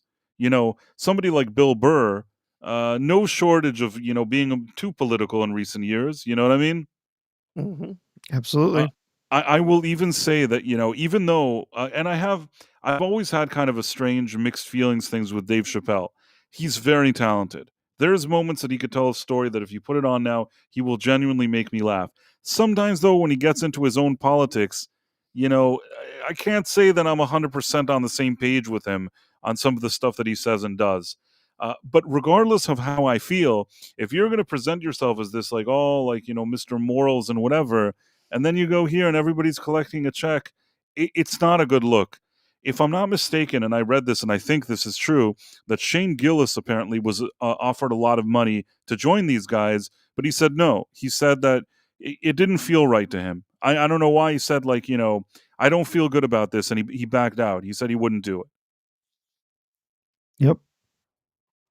Yep. Seems a little strange that they would be, that they're like, yeah, we're comedians. It's all about free speech. You can't tell us what to say. You can't tell us what's funny and what's not funny. Oh, but if you give us enough money, we're okay with just yeah, we'll cut all those jokes out of our set. That's Yeah, fine. we'll tailor our jokes to you. We'll like, Yeah. who cares about all this like free speech or whatever it is. Now, again, that's why if I was ever, I'm never going to be, I think, in this situation, so I don't have to worry about it. But if, let's say, I became like, I succeeded as some kind of singer or actor or whatever it is. Again, I'm not anticipating that, but I'm saying that in my like 20 years ago or something, I would have established myself as that. I have an audience that comes to see my shows or whatever it is. I would have been very careful about whatever politics I'm blabbing because at that point, people they got to know me for my music, let's say, and they enjoy listening to it. And my instinct would be I don't want to lecture people because they came to listen to my music, so I want to give them that. And these guys, they want to have their cake and eat it too. They want to lecture you. It's not only just this festival. This festival is a symptom. Uh, I will also say that a lot of these kind of some of these pundits that like are a bit grifty, if you know what I mean, especially on the more like far right. Some of them I have to wonder if they don't get money sometimes for these type of states, if you know what I'm saying. Sure, yeah. There's a few instances that like the only explanation I have, I know that it sounds very conspiracy theory-ish, and I won't say it's true about everybody, but there are cases that I look and I say to myself that if it turned out that this person was on the payroll of something like situation like that, I would believe it because you see people that suddenly like are so firm on certain things and one has to wonder why they're that firm on it. You know what I mean? Mhm. Yeah. I guess what I'm saying is let me word this differently. From some of these type of countries, whether it's Saudi Arabia, Qatar, those kind of places, there is a lot of money for these countries, Yes, and there I is. what'd you say? Yes, there is. A There's a lot. lot of money, and these countries are not afraid to use this money to build influence or to, if it they think it positively affects their reputations. Sometimes maybe there's groups of people that they don't like, and they want those groups to look bad, whereas they look good. I've seen this happen. I'm not going to say that every person that's accused of it is on the on their payroll or whatever it is. In some cases, it could be just the person believes in whatever they believe. But I do feel like this tremendous amount of money from there does have influence. Now, it's not the only place. There's a lot of places. People are always pointing to oh, what about these guys have money? They're paying. They're paying. There's too much lobbying in general. Like when it comes to the government, I think that there's too many lobby groups in general. Too many people paying too many things. I feel like back in the day when perhaps a few hundred years ago, I don't know if they intended all those like founding fathers. They intended on so many lobbyists doing so much lobbying in Washington, but that's just the reality today. But it does worry me that some of these big countries with so much money, what their influence is and what they're doing. But what do I know? Bottom line is this Yeah. this comedy festival is a symptom. It's not the problem, but it's a symptom. It's certainly hypocritical. Yeah. Adam Gray in the YouTube chat asks, "Can someone explain Theo Vaughn and why he's less funny than any of my inbred cousins?" You know what? I've said this before. I don't really get that situation with Theo Von. Somebody No. one day decided, "Oh, isn't this guy great?" And it's like, I don't know. He just sits there and kind of puts on a goofy grin while somebody talks. I don't really know. I honestly don't understand how he. Yeah. No, I don't get it at all. I really don't. I mean, he seems like a genuine enough guy. Like he's not putting on anything. He's not pretending to be someone he's not.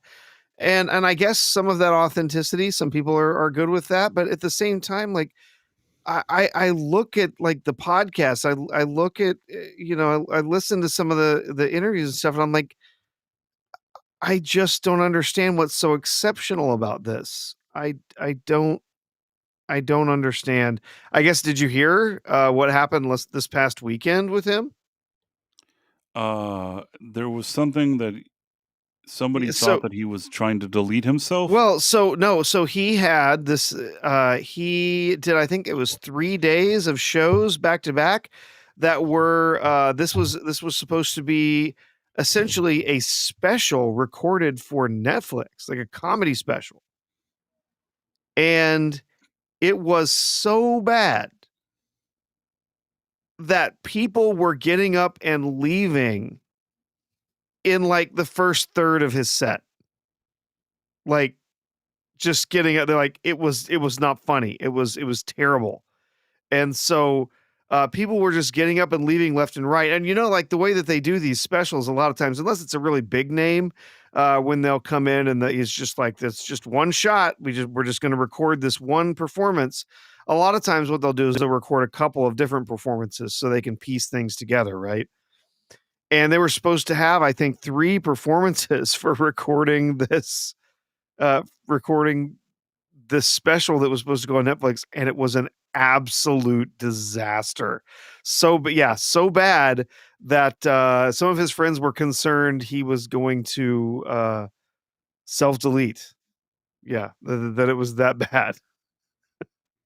And I'm like, I never understood what was funny about the guy to start with. I I never don't thought he know. was funny. I think that he's just some like doofus that sits around. I don't want to be mean because I was saying like, oh, I don't want to be mean to people that succeeded, and I'm not doing this because he's a success. Like No. I told you, I gave you an example. Dave Chappelle. There's things I fundamentally disagree with him, but man, if that guy wants to tell a story and crack some jokes, there's situations that no matter how I feel about some of his stupid crap, he can make me laugh because he has that talent. He knows his work and he has that talent. When it comes, even like I think these days Bill Burr is annoying, but I think that Bill Burr in the past, up until a few years ago, was able to make me laugh for sure.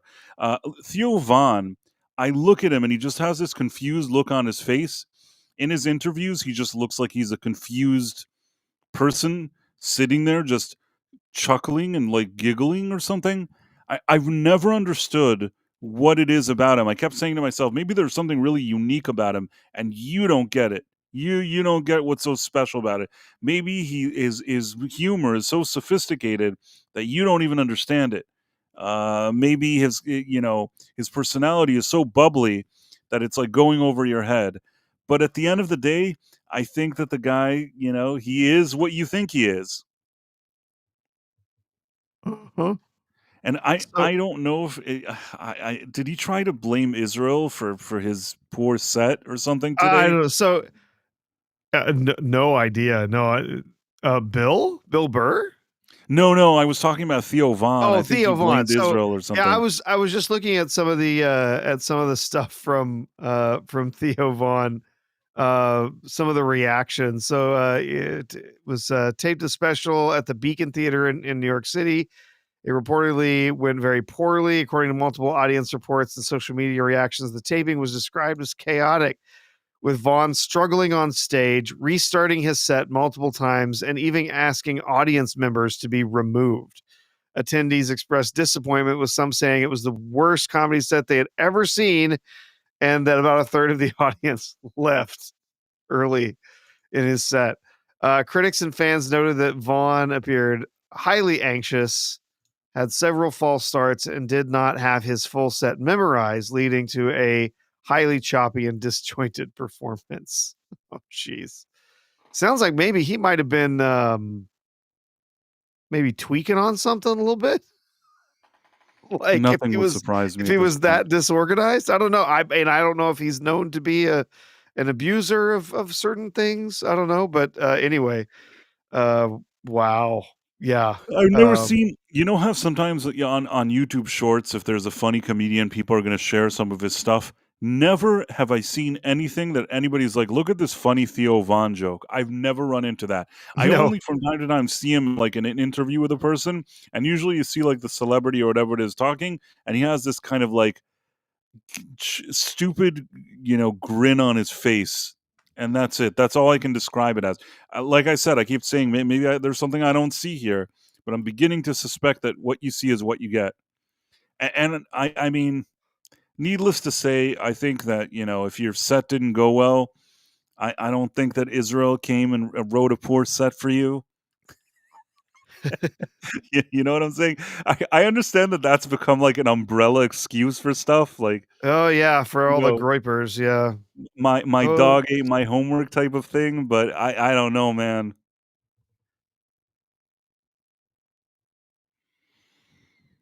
So yep. Don't know. No, I had not seen anything about him blaming Israel for the set, but Isophobo I says suppose I wouldn't Chappelle put it got 3 past him. million for that gig. Yeah. You know what? I would have thought that they would have paid him even more, but 3 million ain't bad probably for like 90 minutes of work or whatever it is. Nope.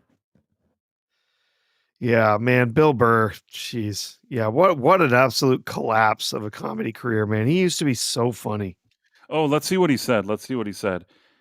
He says, one of the top 3 experiences I've had. It's mind-blowing. It was great to experience that part of the world and to be a part of the first comedy festival over there in Saudi Arabia. The royals loved the show. Everyone was happy. The people that were doing the festival were thrilled. I had to stop a couple of times the show and say, I'll be honest with you guys, cannot fucking believe any of you have any idea who I am. It was just this great exchange of energy. They know their reputation, so they were extra friendly.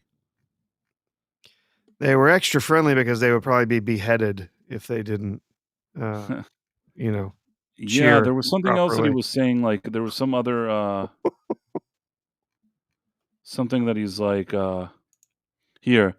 You think everybody's gonna be screaming death to America and they're just going to have, like, fucking machetes and wanna chop my head off? Because this is what I've been fed about that part of the world. It was great to experience that part of the world and be a part of the first comedy, blah, blah, blah. Yeah, completely just, like, saying crap, you know what I mean? Like I said, if you're a guy that collects checks from the highest bidder, there's really no point in you going and lecturing about people's politics, which is 100% what he's done in recent years. And it's like this is the peak hypocrisy.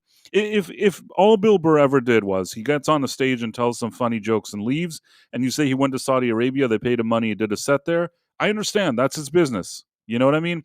If I was an artist, like I told you, I performed at all these places, and then Saudi Arabia said, "Hey, we want to pay you $3 million. Can you like sing a few songs for like MBL or whatever his name is, MBS? Sorry, MBS, right? Yeah, Mohammed bin Salman. Yeah, can you come sing a few songs for him? He'll give you $3 million."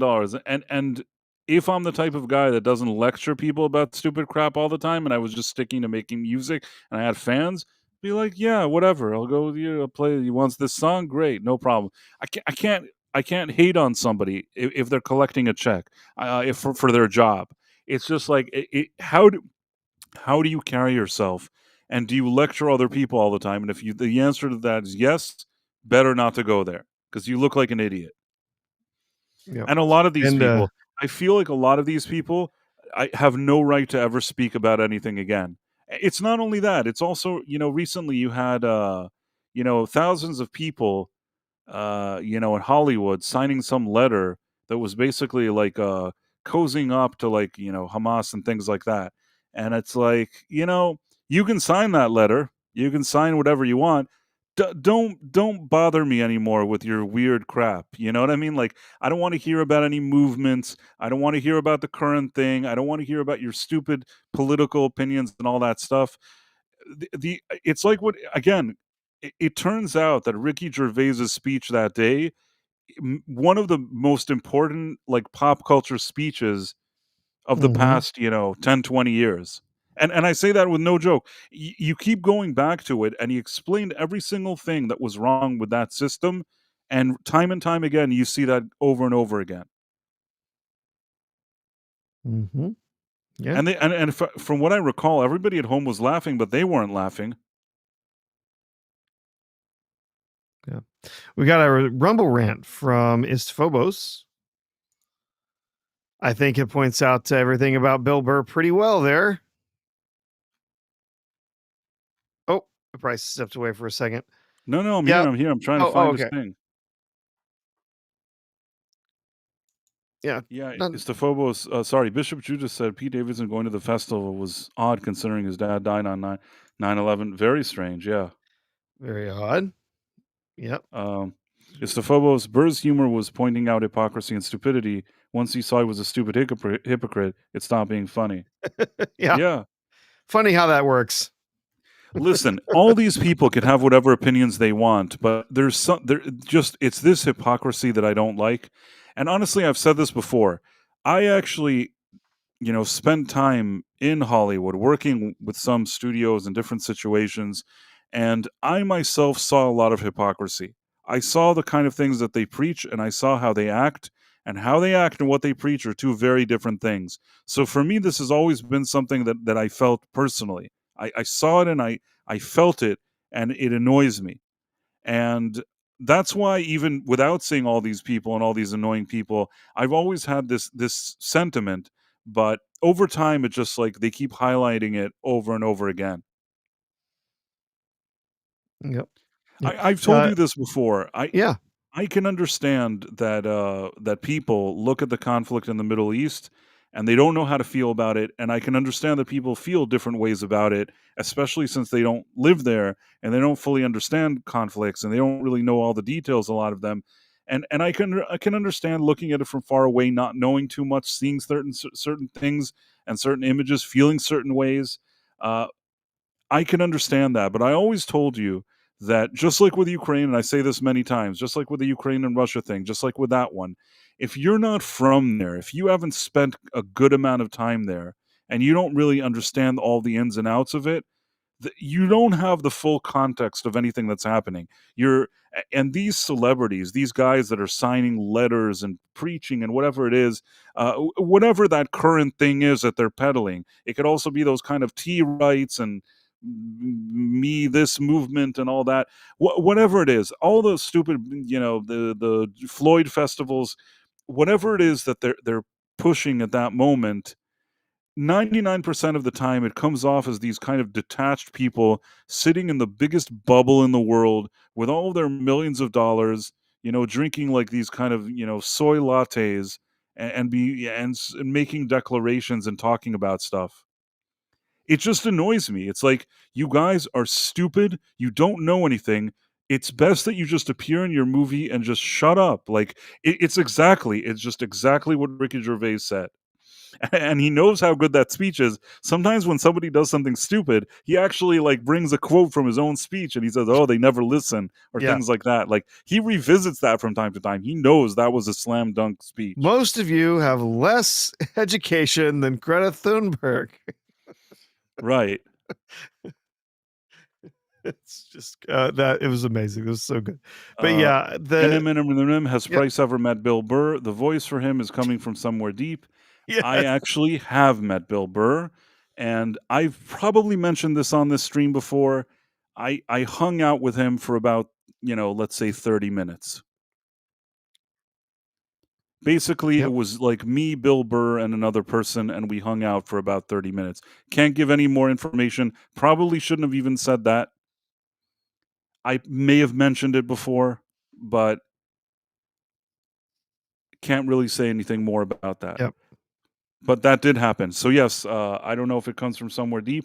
For whatever it's worth, the 30 minutes that, I hung out and he was there, he seemed like, like an okay guy. But again, this was also a number of years ago. This wasn't recent. Yeah. And yeah, he kind of like he kind of told it, I don't know. He like roasted me, It's true, that really happened. I was gonna say, did he tell the aristocrats? I can just tell you, it doesn't matter. Nobody cares anyways. There was something that years ago he had some kind of joke about Rocky. I don't remember what the joke was about Rocky or maybe Apollo, and like in real life, maybe Apollo would kick his ass. I don't even know. There was some joke that he told, and we were sitting there, and there was also another person. Something came up, and I mentioned something, and then I said, "Oh, it's like your joke with like Rocky or something like that," and he looked at me kind of weird, and like, you think that he would be happy that, like, I mentioned that shows that I'm knowledgeable, you know what I mean? I mentioned something that was one of his jokes. It didn't seem happy about that. Also, he was there to, like, do something for some kind of event. It's a really long story, and then I'm like, "Oh, you're doing this and this," and, like, it just like, I didn't know all the context, and I was piecing it together in my mind, so I said something, "Oh, you're here to do this and this and this," and he goes like, "Hey, we got a fucking detective here." So that's what he said to me. The true this actually happened. The only thing is that I don't know. People were bothering him for, like, pictures. Sometimes, like, I don't like bothering people for pictures, especially when other people are bothering them and they're kind of just minding their own business. At the time, now I don't even care. At the time, I'm like, man, I regret that, like, regret that I didn't get a picture with him. Mhm. But I do have. It doesn't matter. I'm not going to continue the sentence. Yeah. Yeah, Yeah, fine. the Fuck it. whole I that do whole have footage Oh, go ahead. from the event uh, where he was there, and the footage is kind of like, more of a behind the scenes type of situation. So I have something, but I don't, I didn't have anything of us hanging out and taking a picture. Yeah. The whole Rocky thing, I think I remember. So he was doing a show in Philadelphia, and basically the audience was really, like, in his business and being really unruly and stuff, and so, yeah, he went on an unplanned, like, rant about Philadelphia, and then basically saying, like, "F Rocky, you guys wanna celebrate this guy, he's not even real. You build a statue to this guy, but then you got, like, real boxers like Joe Frazier." Right, But that you was don't the wanna joke, and celebrate him because he's a black man? right, but the thing is that there was something that somebody said. I don't know if the other person, whoever was talking, said something, and it was the right moment to mention that joke because it had something to do with it. I wasn't just like I didn't just pull it out, like, out of nowhere. There was something that, like, it tied to this thing. I'm like, "Oh, that's like your Rocky joke." And I guess he didn't like that. I mean, I don't know. What, you're not supposed to mention a joke of his to him because he made the joke? Like, he must have known what joke I meant. I don't know why I was making a strange face, but No clue.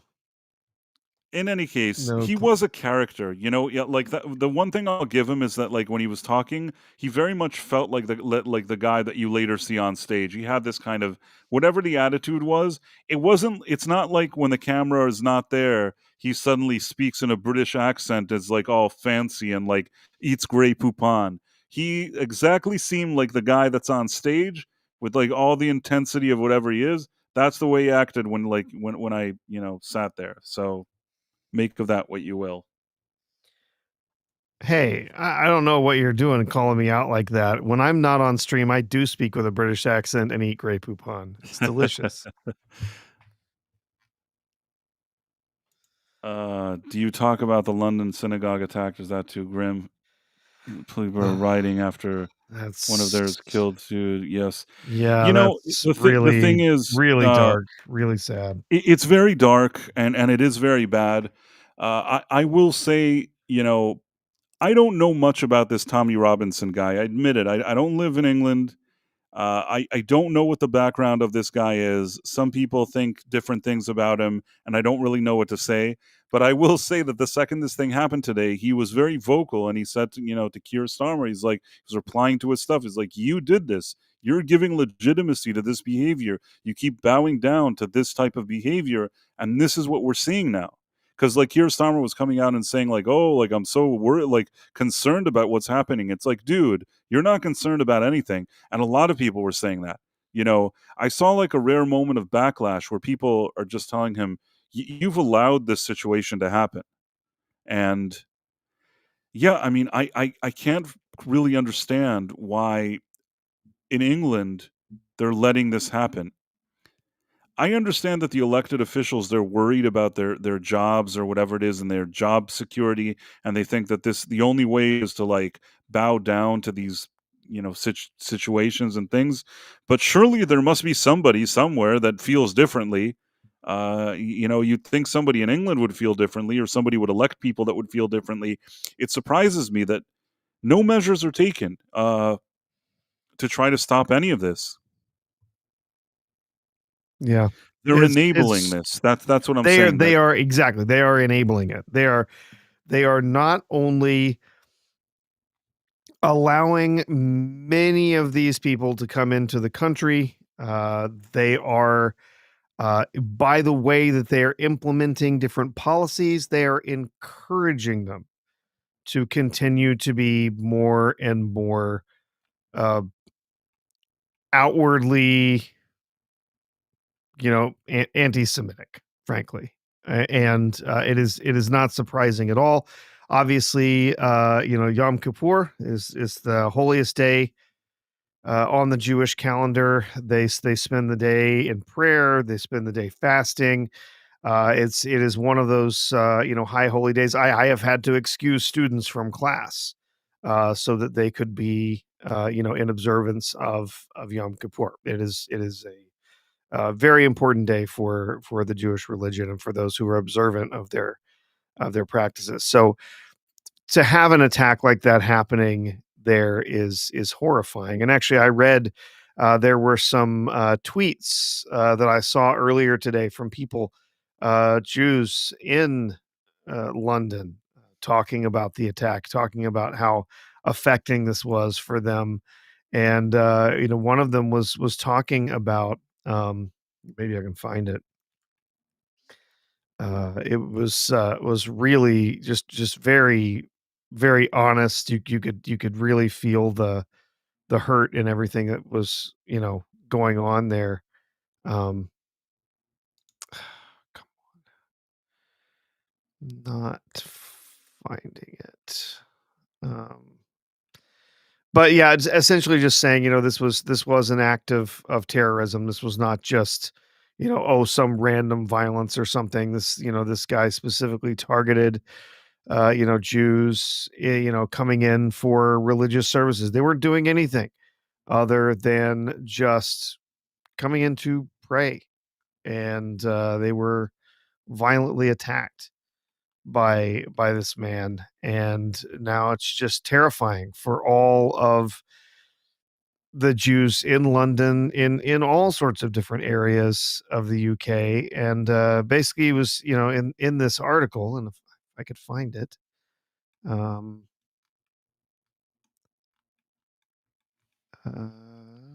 it go? Yeah. Here it is. I found it. Yeah.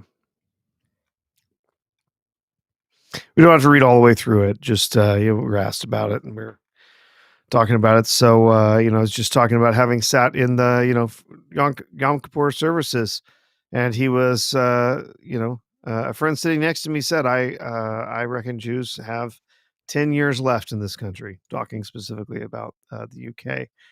And he said, I disagreed. However, about 20 minutes later, the service was suddenly interrupted.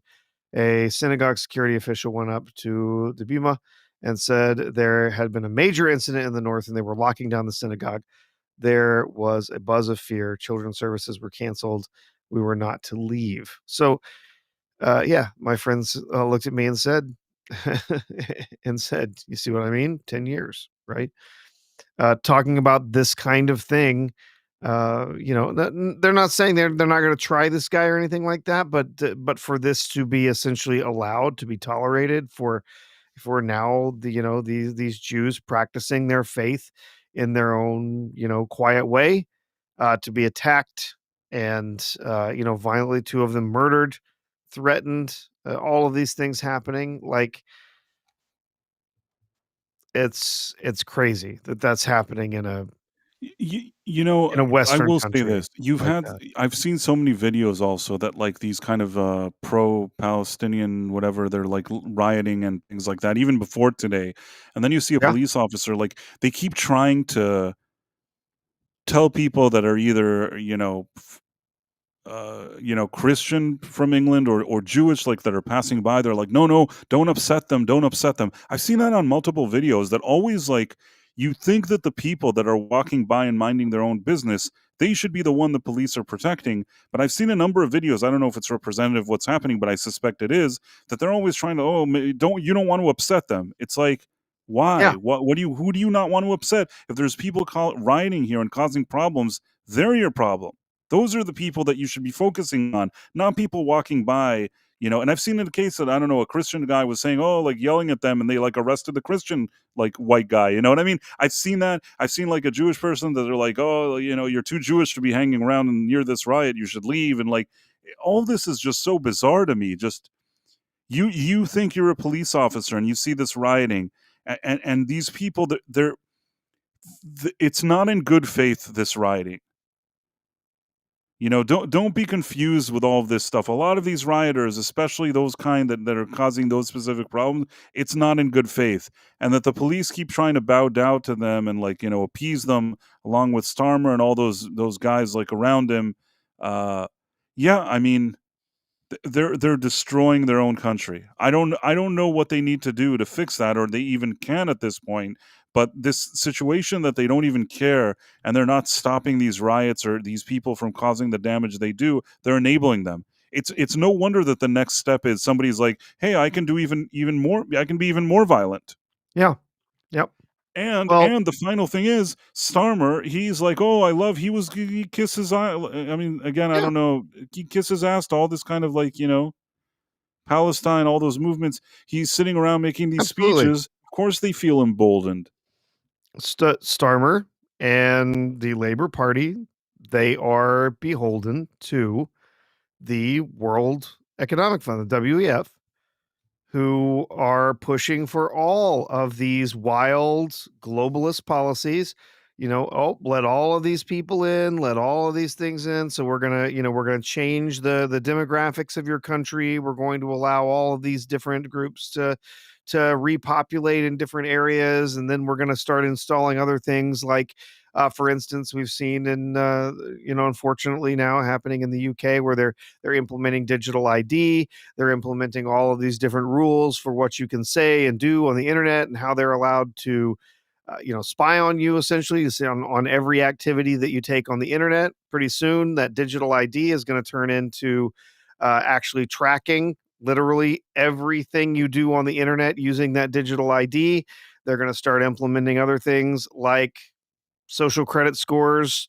There's going to be, the CCP style, monitoring of people just 24/7, not just their internet traffic, but video cameras following them everywhere they go, using AI to keep an eye on people at all times to make sure that they are completely compliant with all of this stuff, or their, social credit scores will go down. They won't be able to get jobs. They won't be able to buy groceries. This is where it's headed if something doesn't happen and turn this around really soon. And it's frankly, it's terrifying. I'm terrified for the people that I know and care for in the UK. This is nightmarish, honestly. And I can hardly believe that it's being allowed to happen over there. But they've completely disarmed their populace, and a lot of them, they've managed to kowtow. They've managed to convince them to just follow along, or just do the easy thing, right? To follow along, and so they do. And yeah, things really get out of hand after that.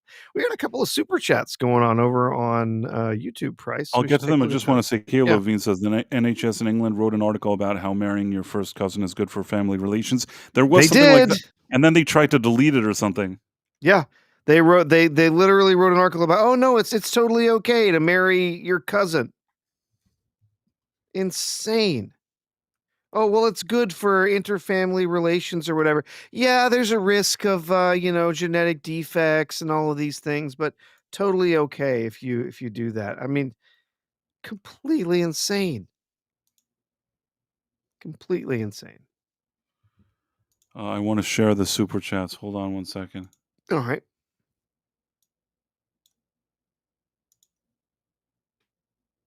I'm not sure I did this well, but let's see. So I'll have to change some of this. First of all, Jason Webster, $5 Australian, I think. Breaking news: John Cena still apologizing in Mandarin and English for Peacemaker season 2. You know what? We're going to touch upon that in a second because that also is interesting. The other thing he said, AI actress Tilly Norwood already better than Rachel Zegler. It's funny how a lot of these kind of, stars are now like worried because they had this AI actress. I mean, don't get me wrong. I think it's kind of dumb, this AI acting thing. I don't know if it'll get better over time. At this point, I could still tell that it's AI. They haven't been Oh, able yeah. to make it that I don't know that it's AI. What'll happen in the future, I don't know. It will keep getting better. I mean, think about, go back and look at CGI from the early 90s or even the late 80s. Like, you looked at it and you went, oh yeah, that's computer generated. Yeah, I can see. I can tell. Think of some of the best CGI that you've seen. Aside from it being just a little bit outside of what, reality is possible, perhaps, some of it is positively stunning. If I didn't, know that CGI was a thing, if I were to look at that, I would go, "Wow, that looks real." Like, there's a bunch of this stuff that's just they're gonna continue to increase the fidelity of it. They're gonna continue to increase the ability of those different models to better, create things like, the lighting and everything that's in those scenes so that everything feels more cohesive. And I do I see all of this craziness that's been going around with this Tilly Norwood, AI actor and how everyone's so pissed off about this. Here's the thing: I don't think they understand uh, the reality of this. They've created a situation now in Hollywood where there are no stars anymore, and the last thing that a lot of the public wants is to have to listen to these stars go on and on lecturing us about what we're supposed to believe or how we're supposed to act or whatever. We don't care anymore. Go away and shut up. Oh, Yep. look, wait, we've got a AI actor who can just show up and just act in a movie, and I don't have to listen to all their political opinions, and I don't have to think about like, what are they doing on TikTok or whatever? Like, sure, yeah, bring on the AI actor, do it. I mean, the thing is that I can understand if I was like in charge of a studio and I didn't want to deal with these actors, can I understand why something like that would be appealing? I just, at least until now, I think that you could tell that these are AI, in my opinion. Oh, sure, Maybe at some yeah, point it'll be better than that, but right yeah. now it's kind of weird. But yeah, I mean, I can understand the logic. These actors are so self-entitled and pompous and annoying, just like we saw with Emma Watson that we talked about recently. But I want to highlight what Yeah, Estefogos yeah, said, let's see Estefogos' his Rumble rant rant. here. The insurance policy is simple preparation for the inevitable survival law in England. They have to allow their imported population to intermarry like they're used to. Not available for native Brits. Sorry, some of these words I don't want to get flagged and stuff. Probably even showing them, but They I also want they also want to allow them to intermarry so that they can more quickly bring people into the country and naturalize them. If people can get married who are just cousins, they can marry their cousins, and then their cousins can come in and then be naturalized citizens very oh, quickly. I don't know. It surprises me. I always thought more of the Brits. You know what I'm saying? Like they have their advantages and disadvantages, but I never kind of had them pegged for like the kind of people that get pushed around in their own country like this. Yep. I always I think about the kind of like hooligans that go to like Liverpool games and stuff, and thinking to myself, how have they let this happen? I'm not saying that like I didn't explain that well. I'm just saying that like I've been to England and years ago, and there were people like with attitude and drinking beer and whatever. They allowed all these rioters to come in and like take over their I don't know. It's strange to me. Yep. And yeah, Caleb Levine says, "You mean like Ilhan Omar?" Yeah. Actually, If I do remember, I saw a story earlier today that now there's several organizations that are looking into a whole, basically a cartel, a group that was enabling not just Ilhan Omar to marry her brother, but hundreds, maybe even thousands of people who were brought into this country who were then allowed to marry close relatives so that they could come here and, you know, more easily, get their green cards and naturalize whatever. So yeah, it's weird stuff. Right, and I recall that Tommy Robinson was a hooligan in Luton, and I am joining the dots. Like, I think that basically that guy may not be the hero anybody wanted, or I don't know. I don't know what sentence I'm looking for, but maybe only a guy like that who's on the fringe, who's like a former hooligan that goes around and like drinks at bars and like punches people in the face. Maybe that's the only guy that's like wacky enough to stand up and say, "Hey, what's going on here?" And he may on the surface not seem like the typical spokesperson that you want in a situation like that. He seems to be one of the only people that are at least trying to put his foot down and say something. That's not to say that I endorse everything he said. I don't really know enough about everything that he said and done.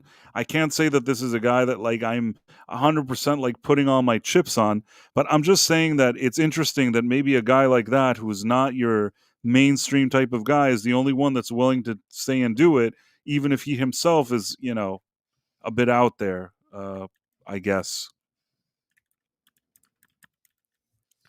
Yeah. He seems like he would be a hooligan. He does. He absolutely does.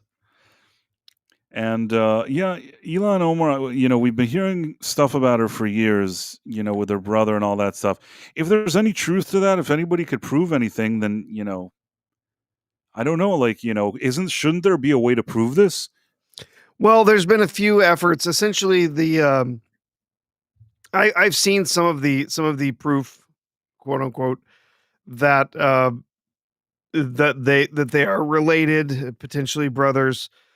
It's complicated because unfortunately, what has happened with these groups is that they were when they left their country, they were resettled in other countries, and when they did, they took different names. So they took different family names in different places. And so the problem is that the records are not very complete. They're not very solid. But there are a lot of people who've looked into it and they say, okay, look, here's this person. They went here. Their name changed when they went here. Then they moved to this place and their name changed back to this, whatever. But essentially, like, yeah, at the very least, from what I have seen from the documents and the stuff that I have seen, uh, that what's been put together is that at the very least, this one guy that she married when he came over here was her half brother, at the very least, if not a full brother. And there's also numerous accounts of her, being married to her first husband, where they had a full, Muslim wedding with all, everything that's involved in that. And then suddenly, she was no longer married to him. She was married to this other guy, and this marriage happened like overnight by a justice of the peace or whatever. And there are also, some apparently credible rumors that she never actually, though she was married to that guy, never actually like lived with him, never anything, like continued her relationship with her supposed ex-husband and stuff behind that. Now, again, all of this is just hearsay, right? All of this at this point is a lot of documents that some people have pointed at, and they say this says this says that. I don't know, but I have seen some of the people putting the case together showing up exactly, how these two things connect and why this is such a strange situation. So, genuinely, I think it probably ought to be investigated because that technically would be a crime, right? Well, I can help you with one thing. This is one thing that I can help you with that really will help put things in perspective. The religion that she's a part of, and she actually wears the stuff on her head as if she takes it seriously, would never accept her getting married and not getting married and being with this and the brother and the husband and the other guy. This would never be accepted or tolerated within her religion. Do you understand? So either there's a strange exception that her religion in her case is willing, especially that she has all the clothes that go along with it and whatever, and in her case they've waived all the rules, or she has not violated their rules, because in certain situations, and I don't know how to say this because I really, I'm going in a dark place that I don't feel like going, in certain situations and in certain circles, not telling the truth is not a big deal. Do you get what I mean? Yeah. So it's either she's not really religious and it's all like, a sham, or she is and there's something else going on. Because there's no chance that religion would not frown upon her, doing all that stuff. If you understand what I'm trying to say. Yeah. And there is a term for it. I don't remember exactly what it is. Is it like takia or something like that? That's one of them. That one is specifically just hiding their takia is about hiding their faith so that they aren't persecuted by people who are not of the faith. But there's another one too. But they essentially it's basically supported by their religious doctrines as laid out in the Quran, that they can by virtue of their being Muslim are allowed to lie to infidels to further the purpose of Islam. So whatever that is, they're allowed to to go out and say whatever the hell they want, to lie to you about whatever, if it helps them in their estimation to further spread Islam to others, or to avoid being attacked for for their faith or for the beliefs that they have in Islam. So yeah, it's there. I mean, anyone who's ever studied it, anyone who knows anything about it, yeah, they're allowed to lie to you, especially if you are not a Muslim. Yeah, I've heard that as well. Phobos has a dollar Rumble rant. Elon Omar's behavior is accepted because it's part of her against the U.S. Yeah.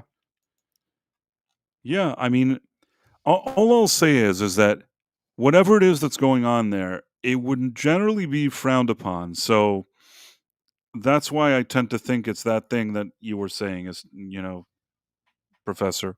Mhm. But yeah, I wasn't itching to go into all these dark places. I don't know how we got to her, and also Yeah. there's other questions here. If somebody would give her a +1 or not.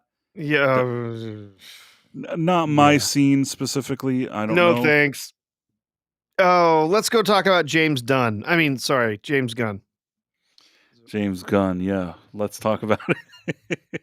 That seems like a more Istafova says it's called Darura, the doctrine Darura, of necessity. Yeah. Yeah, that's probably it. You're allowed to manipulate or lie to those who are not of the faith, especially to those who are of the book, which means Christians and Jews. You're allowed to lie to them, and as long as it helps to further the cause of spreading Islam. Yeah. Stephen Mack, also 7 men from Rochdale Grooming Gang got jailed in UK for a total of 140 years. So that's good, I guess. Caleb Levine, it's okay. It's okay that you brought her up. I mean, Gunn less than Snyder can't change my mind. Again, This is a strange situation that we're in because I think that prior to Gunn's arrival, I wasn't really thinking much of Snyder one way or another. I've always been pretty consistent about my views of him, but I have to say one thing. First of all, I think that Snyder didn't blab to the press every second as much as Gunn did. You Mm-mm. may like Snyder, you may not like Snyder. He seemed to like his fans. He seemed, pretty nice to his fans on many occasions, except for one, which I think he wasn't nice to them at all, but I won't get into that. Uh, he seemed like he had a decent, rapport with his fans. And I don't think that Snyder was malicious. There's things that maybe you don't like about his movies or you do like, and I can totally understand the argument for both directions because there's certainly things that I didn't like about his movies and some things that I liked more, some things that I liked less. But I will say that I don't think he was maliciously douchey and jerky like that 24/7 the way James Gunn is. James Gunn Not at all. James Gunn, the more I hear from him, the more like he makes me like him less. If that were even possible at this point. Like Yeah. I honestly think that this guy should have just been quiet. It doesn't help to go blab all day. Yeah. Right now he has all this stuff with Peacemaker. Before we even dive into that, I'm going to surprise you and say things that are going to shock you now, Professor. Are you ready? I am prepared to be shocked. This is something that was not on my bingo card. It's not on my bingo card. I want to, before I'm going to say what I'm going to say now, I want to say that I'm about to mention a person that I can't stand anything that this person has done on a professional level. I dislike any kind of creative output under this person's leadership on levels that I can't even describe. And still, I'm going to say this sentence. Even Kathleen Kennedy knows not to sit around on Twitter and answer every stupid person about everything and blab a bunch of stupid crap every second. Now, if she did, she would expose how stupid she is, which we all know she is, but that's exactly why she actually rarely does that. A lot of times she'll do all the craziest things and the worst things possible, but she'll hide somewhere and she won't talk a lot. And that actually is to her benefit because she doesn't know what she's doing. I would say that, Kevin Feige, he does talk from time to time, but he doesn't sit around on Twitter arguing with every person. That's probably to his benefit as well. Both people, I can tell you, have destroyed their respective franchises. Kathleen Kennedy even more than Kevin Feige, actually. But at the end of the day, they realize what they've done and how annoying they are with all their propaganda agendas or whatever. And the one thing that somebody's probably advised them is shut the fuck up. Don't say much. Do your stupid crap that you do and don't talk to people. And that's really probably what's giving them longevity in their roles, even though they, especially Kathleen Kennedy sucks so badly. James Gunn really baffles me because his movie was basically a flop that was like everybody was hiding it because Warner Brothers wants their stock to be high before a potential sale, and all of that matters to them more. So they were willing to do this whole cover up to make it seem like it's some big success when it wasn't. Now, if you're in that situation, best to shut up. Do you get what I'm saying, Professor? Best to Yeah. not blab every second. Yeah. Oh, and I'll say if if anyone has some spare time on their hands, Little Platoon posted his review of Superman this week. Did you see that, Price? I didn't see it. He posted his review of it's 5.5 hours long. Ugh. It's a bit long. I mean, he shreds that movie. Like, just tears it to pieces about every little bit of it that is just stupid. And so much of the stuff that you and I have said together. Yes, Little Platoon, the English guy. Yeah, no, he did his premiered his review of this, of Superman 2025 this week, and my God, just tears it to pieces, and it's great, absolutely great. Because all the people who want to claim, it's this fun comic booky movie, and it's so good, and you're just being nitpicking and all this stuff, and there's so much in the movie It just doesn't make any sense at all. And then there's other stuff that is clearly thrown in there to emasculate the character and make him look weak and so, like letting him be kicked in the balls, stuff like that. Like it's so bad. Anyway, yeah, I don't know. I thought of that, but yeah, uh, yeah, James Gunn, man, just like you said, like he seems to be on a mission to keep putting his foot in his mouth as often as possible, and just wants to keep making this worse for himself. Like Zack Snyder, I mean, it was in his work, in the writing that he did and stuff, like, that he ended up basically clowning himself because he wrote some really terrible dialogue and some really terrible movies.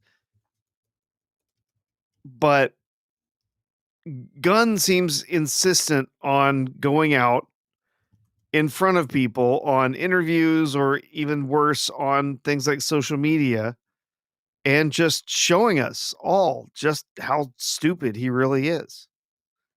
And I don't get it at all. He's supposed to be the head of a studio.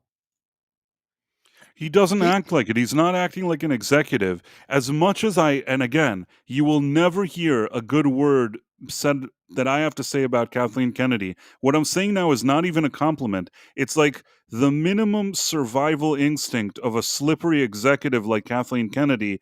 Even she knows that with all of her fuck ups, it's best at most cases to just shut up. That's why she doesn't go and talk to the press every second. She has a Twitter account she hasn't used in like 15 years. She's not sitting around answering people. She's not going on podcasts every second. Once in a blue moon, there's a very, like, almost like a Kamala Harris controlled interview where she's like answering the specific things she knew in advance to like Vanity Fair, where the questions are like, hey, Kathy, is it true that you're the best thing that ever happened to Hollywood? And she's like, oh, stop it. Oh, I'm blushing. And that's basically like her interview. You know what I mean? So Yeah. basically, they know that if they roll her out and give her too much people to talk to about too many things, she is going to get embarrassed. Not to mention that I think even they ask her like questions about Star Wars, I don't think she's going to know the basic things. Like things that are just obvious, like that just people that know what Star Wars is even decently, she's not going to be able to answer that. I'm pretty sure of it. Yeah. I wonder if she's watched like every bit of Star Wars like footage that exists somewhere. You know what I'm saying? Who knows, man? I wouldn't be surprised, like if this woman didn't even watch Yeah. like the original trilogy. Yeah. Istophobos, LP, Little Platoon did an excellent job of explaining how the world building was inherently broken within the first 10 minutes of the movie. I instinctively knew that, and I was livid in the theater for the first 30 minutes. Yeah. Yeah, there's stuff just right off the bat that doesn't make any sense. It was actually really funny he was talking about how during the actual movies, like, well, they point out, oh, that he actually missed that they pointed out that in this version of Superman that the Fortress of Solitude is in Antarctica. They mentioned this in a line in the show. So it's not in the Arctic. It's in Antarctica. So it's a significantly further distance away from North America than it is in other versions of the Superman lore. So it's in Antarctica, way, way, way down there. So it was funny because they were talking about how they say basically he was, at the very beginning of the movie, he was defeated 3 minutes ago, right? And then he smacks down into the Right. ground, bloodied and beaten or whatever. Okay, so if he were to have been beaten and then fly all the way to the Antarctic in 3 minutes time, he would have had to have traveled. Because we were having this discussion, so I was figured out he would have had to have traveled at over 200 times the speed of sound in order to get there. Now, you're not getting anywhere close to the speed of light, but 200 times the speed of sound. We're talking about a speed so enormous, so insane that it would create an enormous shockwave of superheated plasma in front of him to travel in Earth's atmosphere. He would basically be vaporizing every town, leveling every bit of ground, vaporizing any human being he crossed paths with on his way to Antarctica. So it's insane. Like, oh yeah, so he just got there in 3 minutes. Thanks for letting us know. Yeah, it's just, it makes no sense. No sense at all.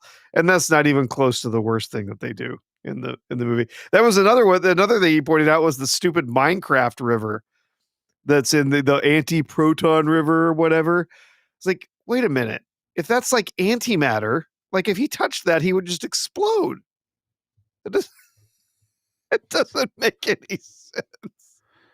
I agree. I'm going to watch that, by the way. Birdhouse Blue says, recently stumbled upon your Rumble channel. I appreciate the back and forth. Subscribed and followed on X. Well, thank you very much, Birdhouse Blues. I Very cool. appreciate Thank that. you. Appreciate it. Always nice when people, find out about our channel or check out our stream. And yeah, we're always happy with that. So thank you. Specifically with James Gunn, there's also another situation. I don't know if you know this. I am stupid and I don't know why I've done this. I've watched, except for the one that aired tonight, I've watched all the Peacemaker episodes because people have been talking about this and I wanted to just catch up. First of all, this season is really, I'm not saying that the first season was my favorite show. Objectively, not because also because James Gunn is like annoying and I feel like I've gotten too much Gunn and his bullshit and his humor. It's too much like that I've absorbed in recent times.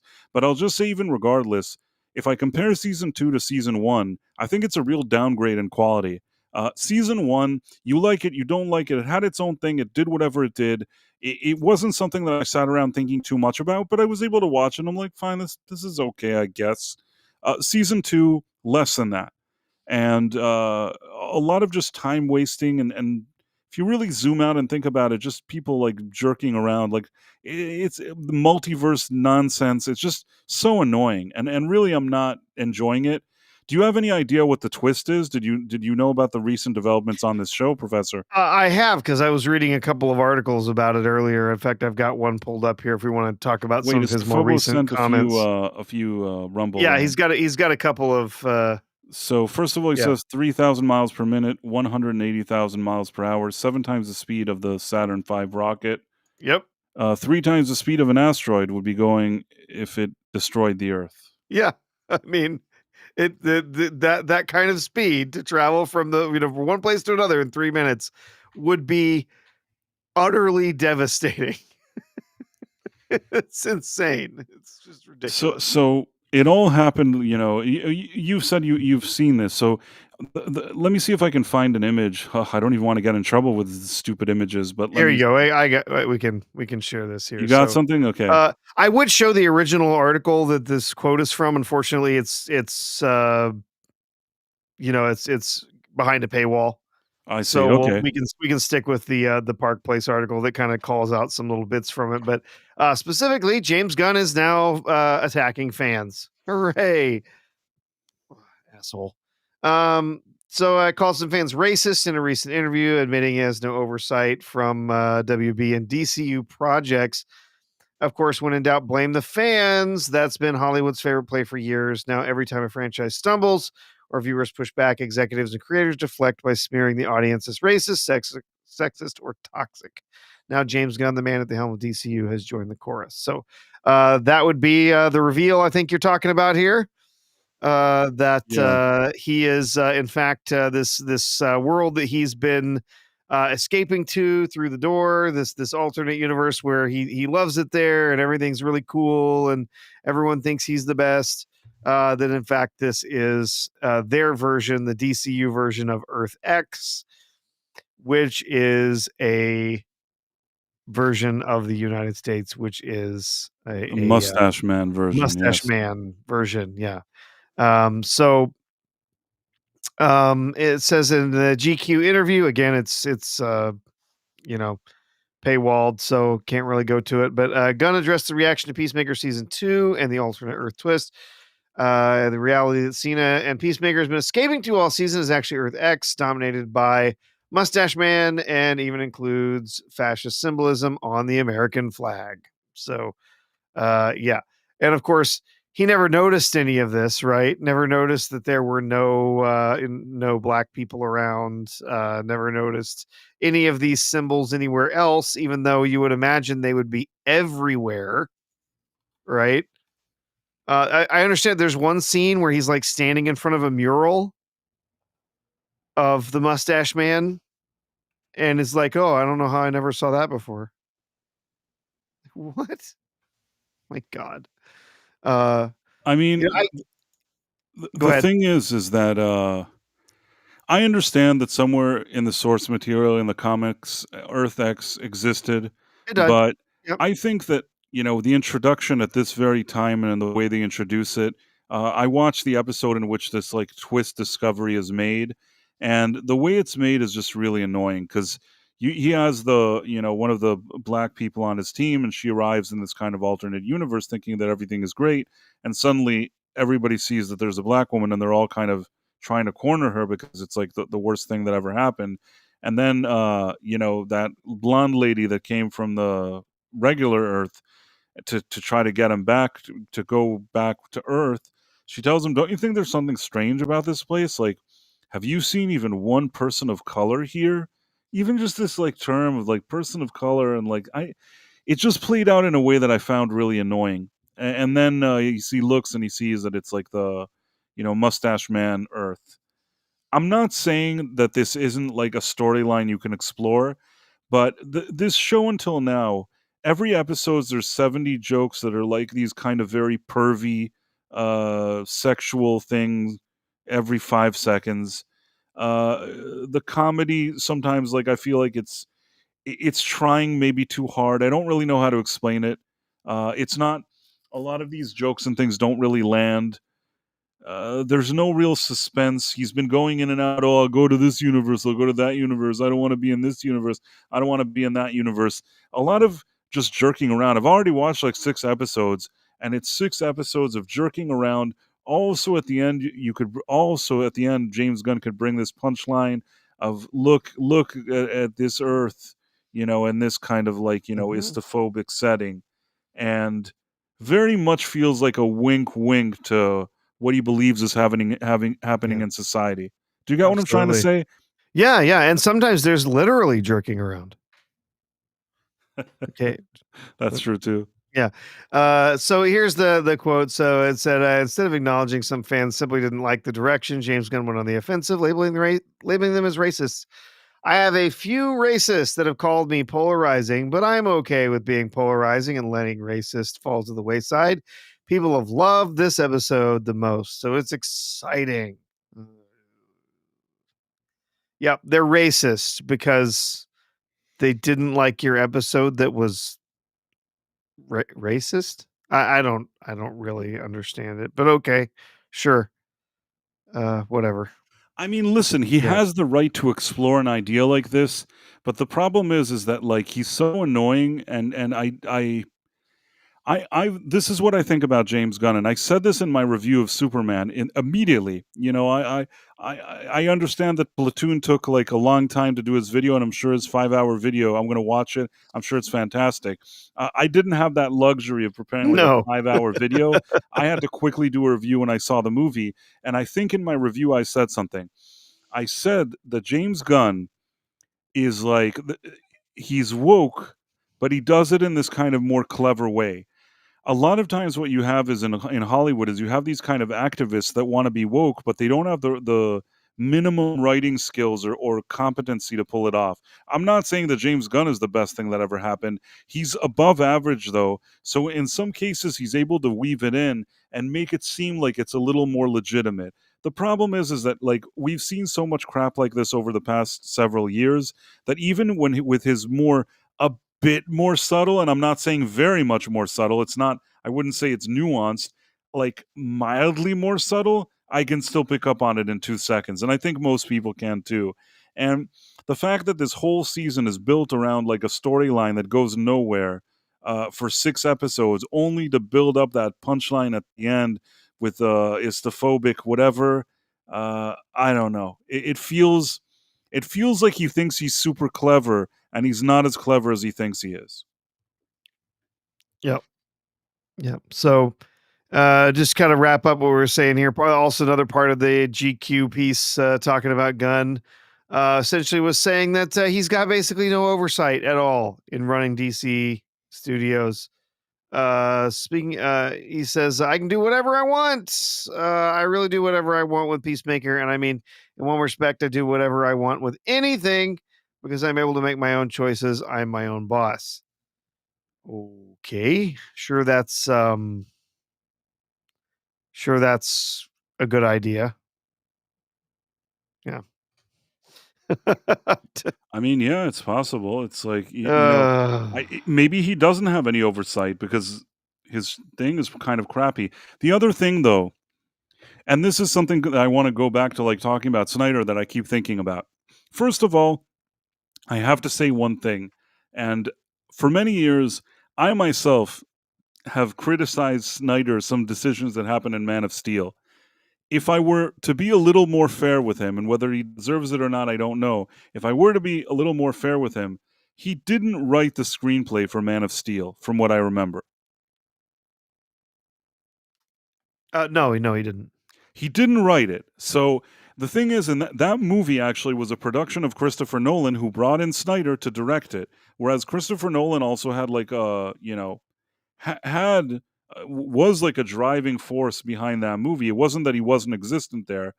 I think that the screenplay that was given to Snyder, I think it was Goyer, and I don't know who else wrote it. I don't think that script was strong enough, and on that level, maybe it's not fair to just dump all of my feelings about that movie on Snyder. It's not. I can't just give him the full responsibility in that specific case.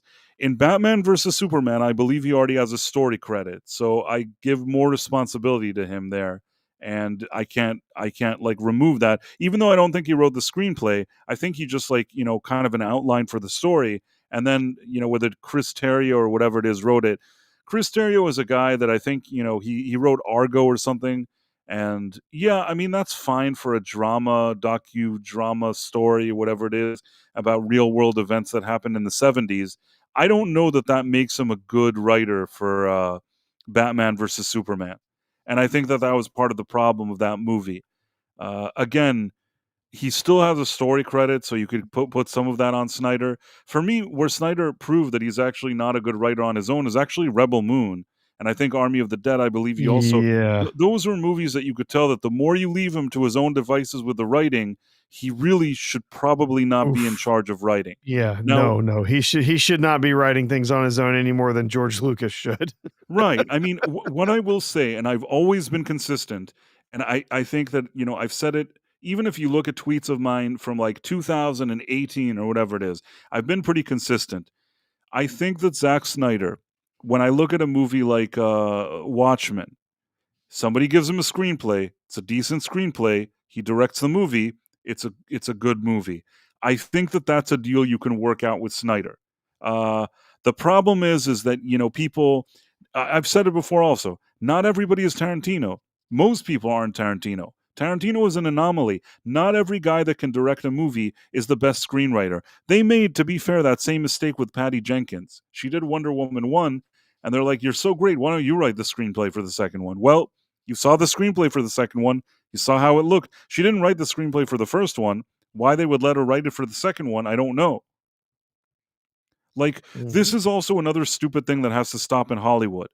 There has to be screenwriters that know how to write screenplays. It can't be that your director you're building up as some auteur. And I think that was a mistake that was made with Snyder. It's not the only mistake, he's not the only person that they've made that mistake with, but because of the high profileness of some of his movies, it kind of sticks out a bit more. At the same time, like I said, I don't think he was malicious. I think that he built something, some people like it, some people have issues with it. I don't feel the same kind of negative feeling towards him that I do towards Gunn, because Gunn is irritating.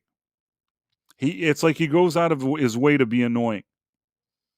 To me, in my opinion, at least. I think he does. think you're right. In any case, I think that, the bottom line is he's been annoying with this whole thing. I don't love this idea, what he's doing with Peacemaker. I'm going to watch until the end of this season. The final comment I want to make, and then I think we can wrap up, is that he keeps talking about how this is a connected universe. And how this show is supposed to connect with Superman and Superman Saga is beyond me. The tone is completely different. It all is dumb and stupid, and I don't like where all of this is going.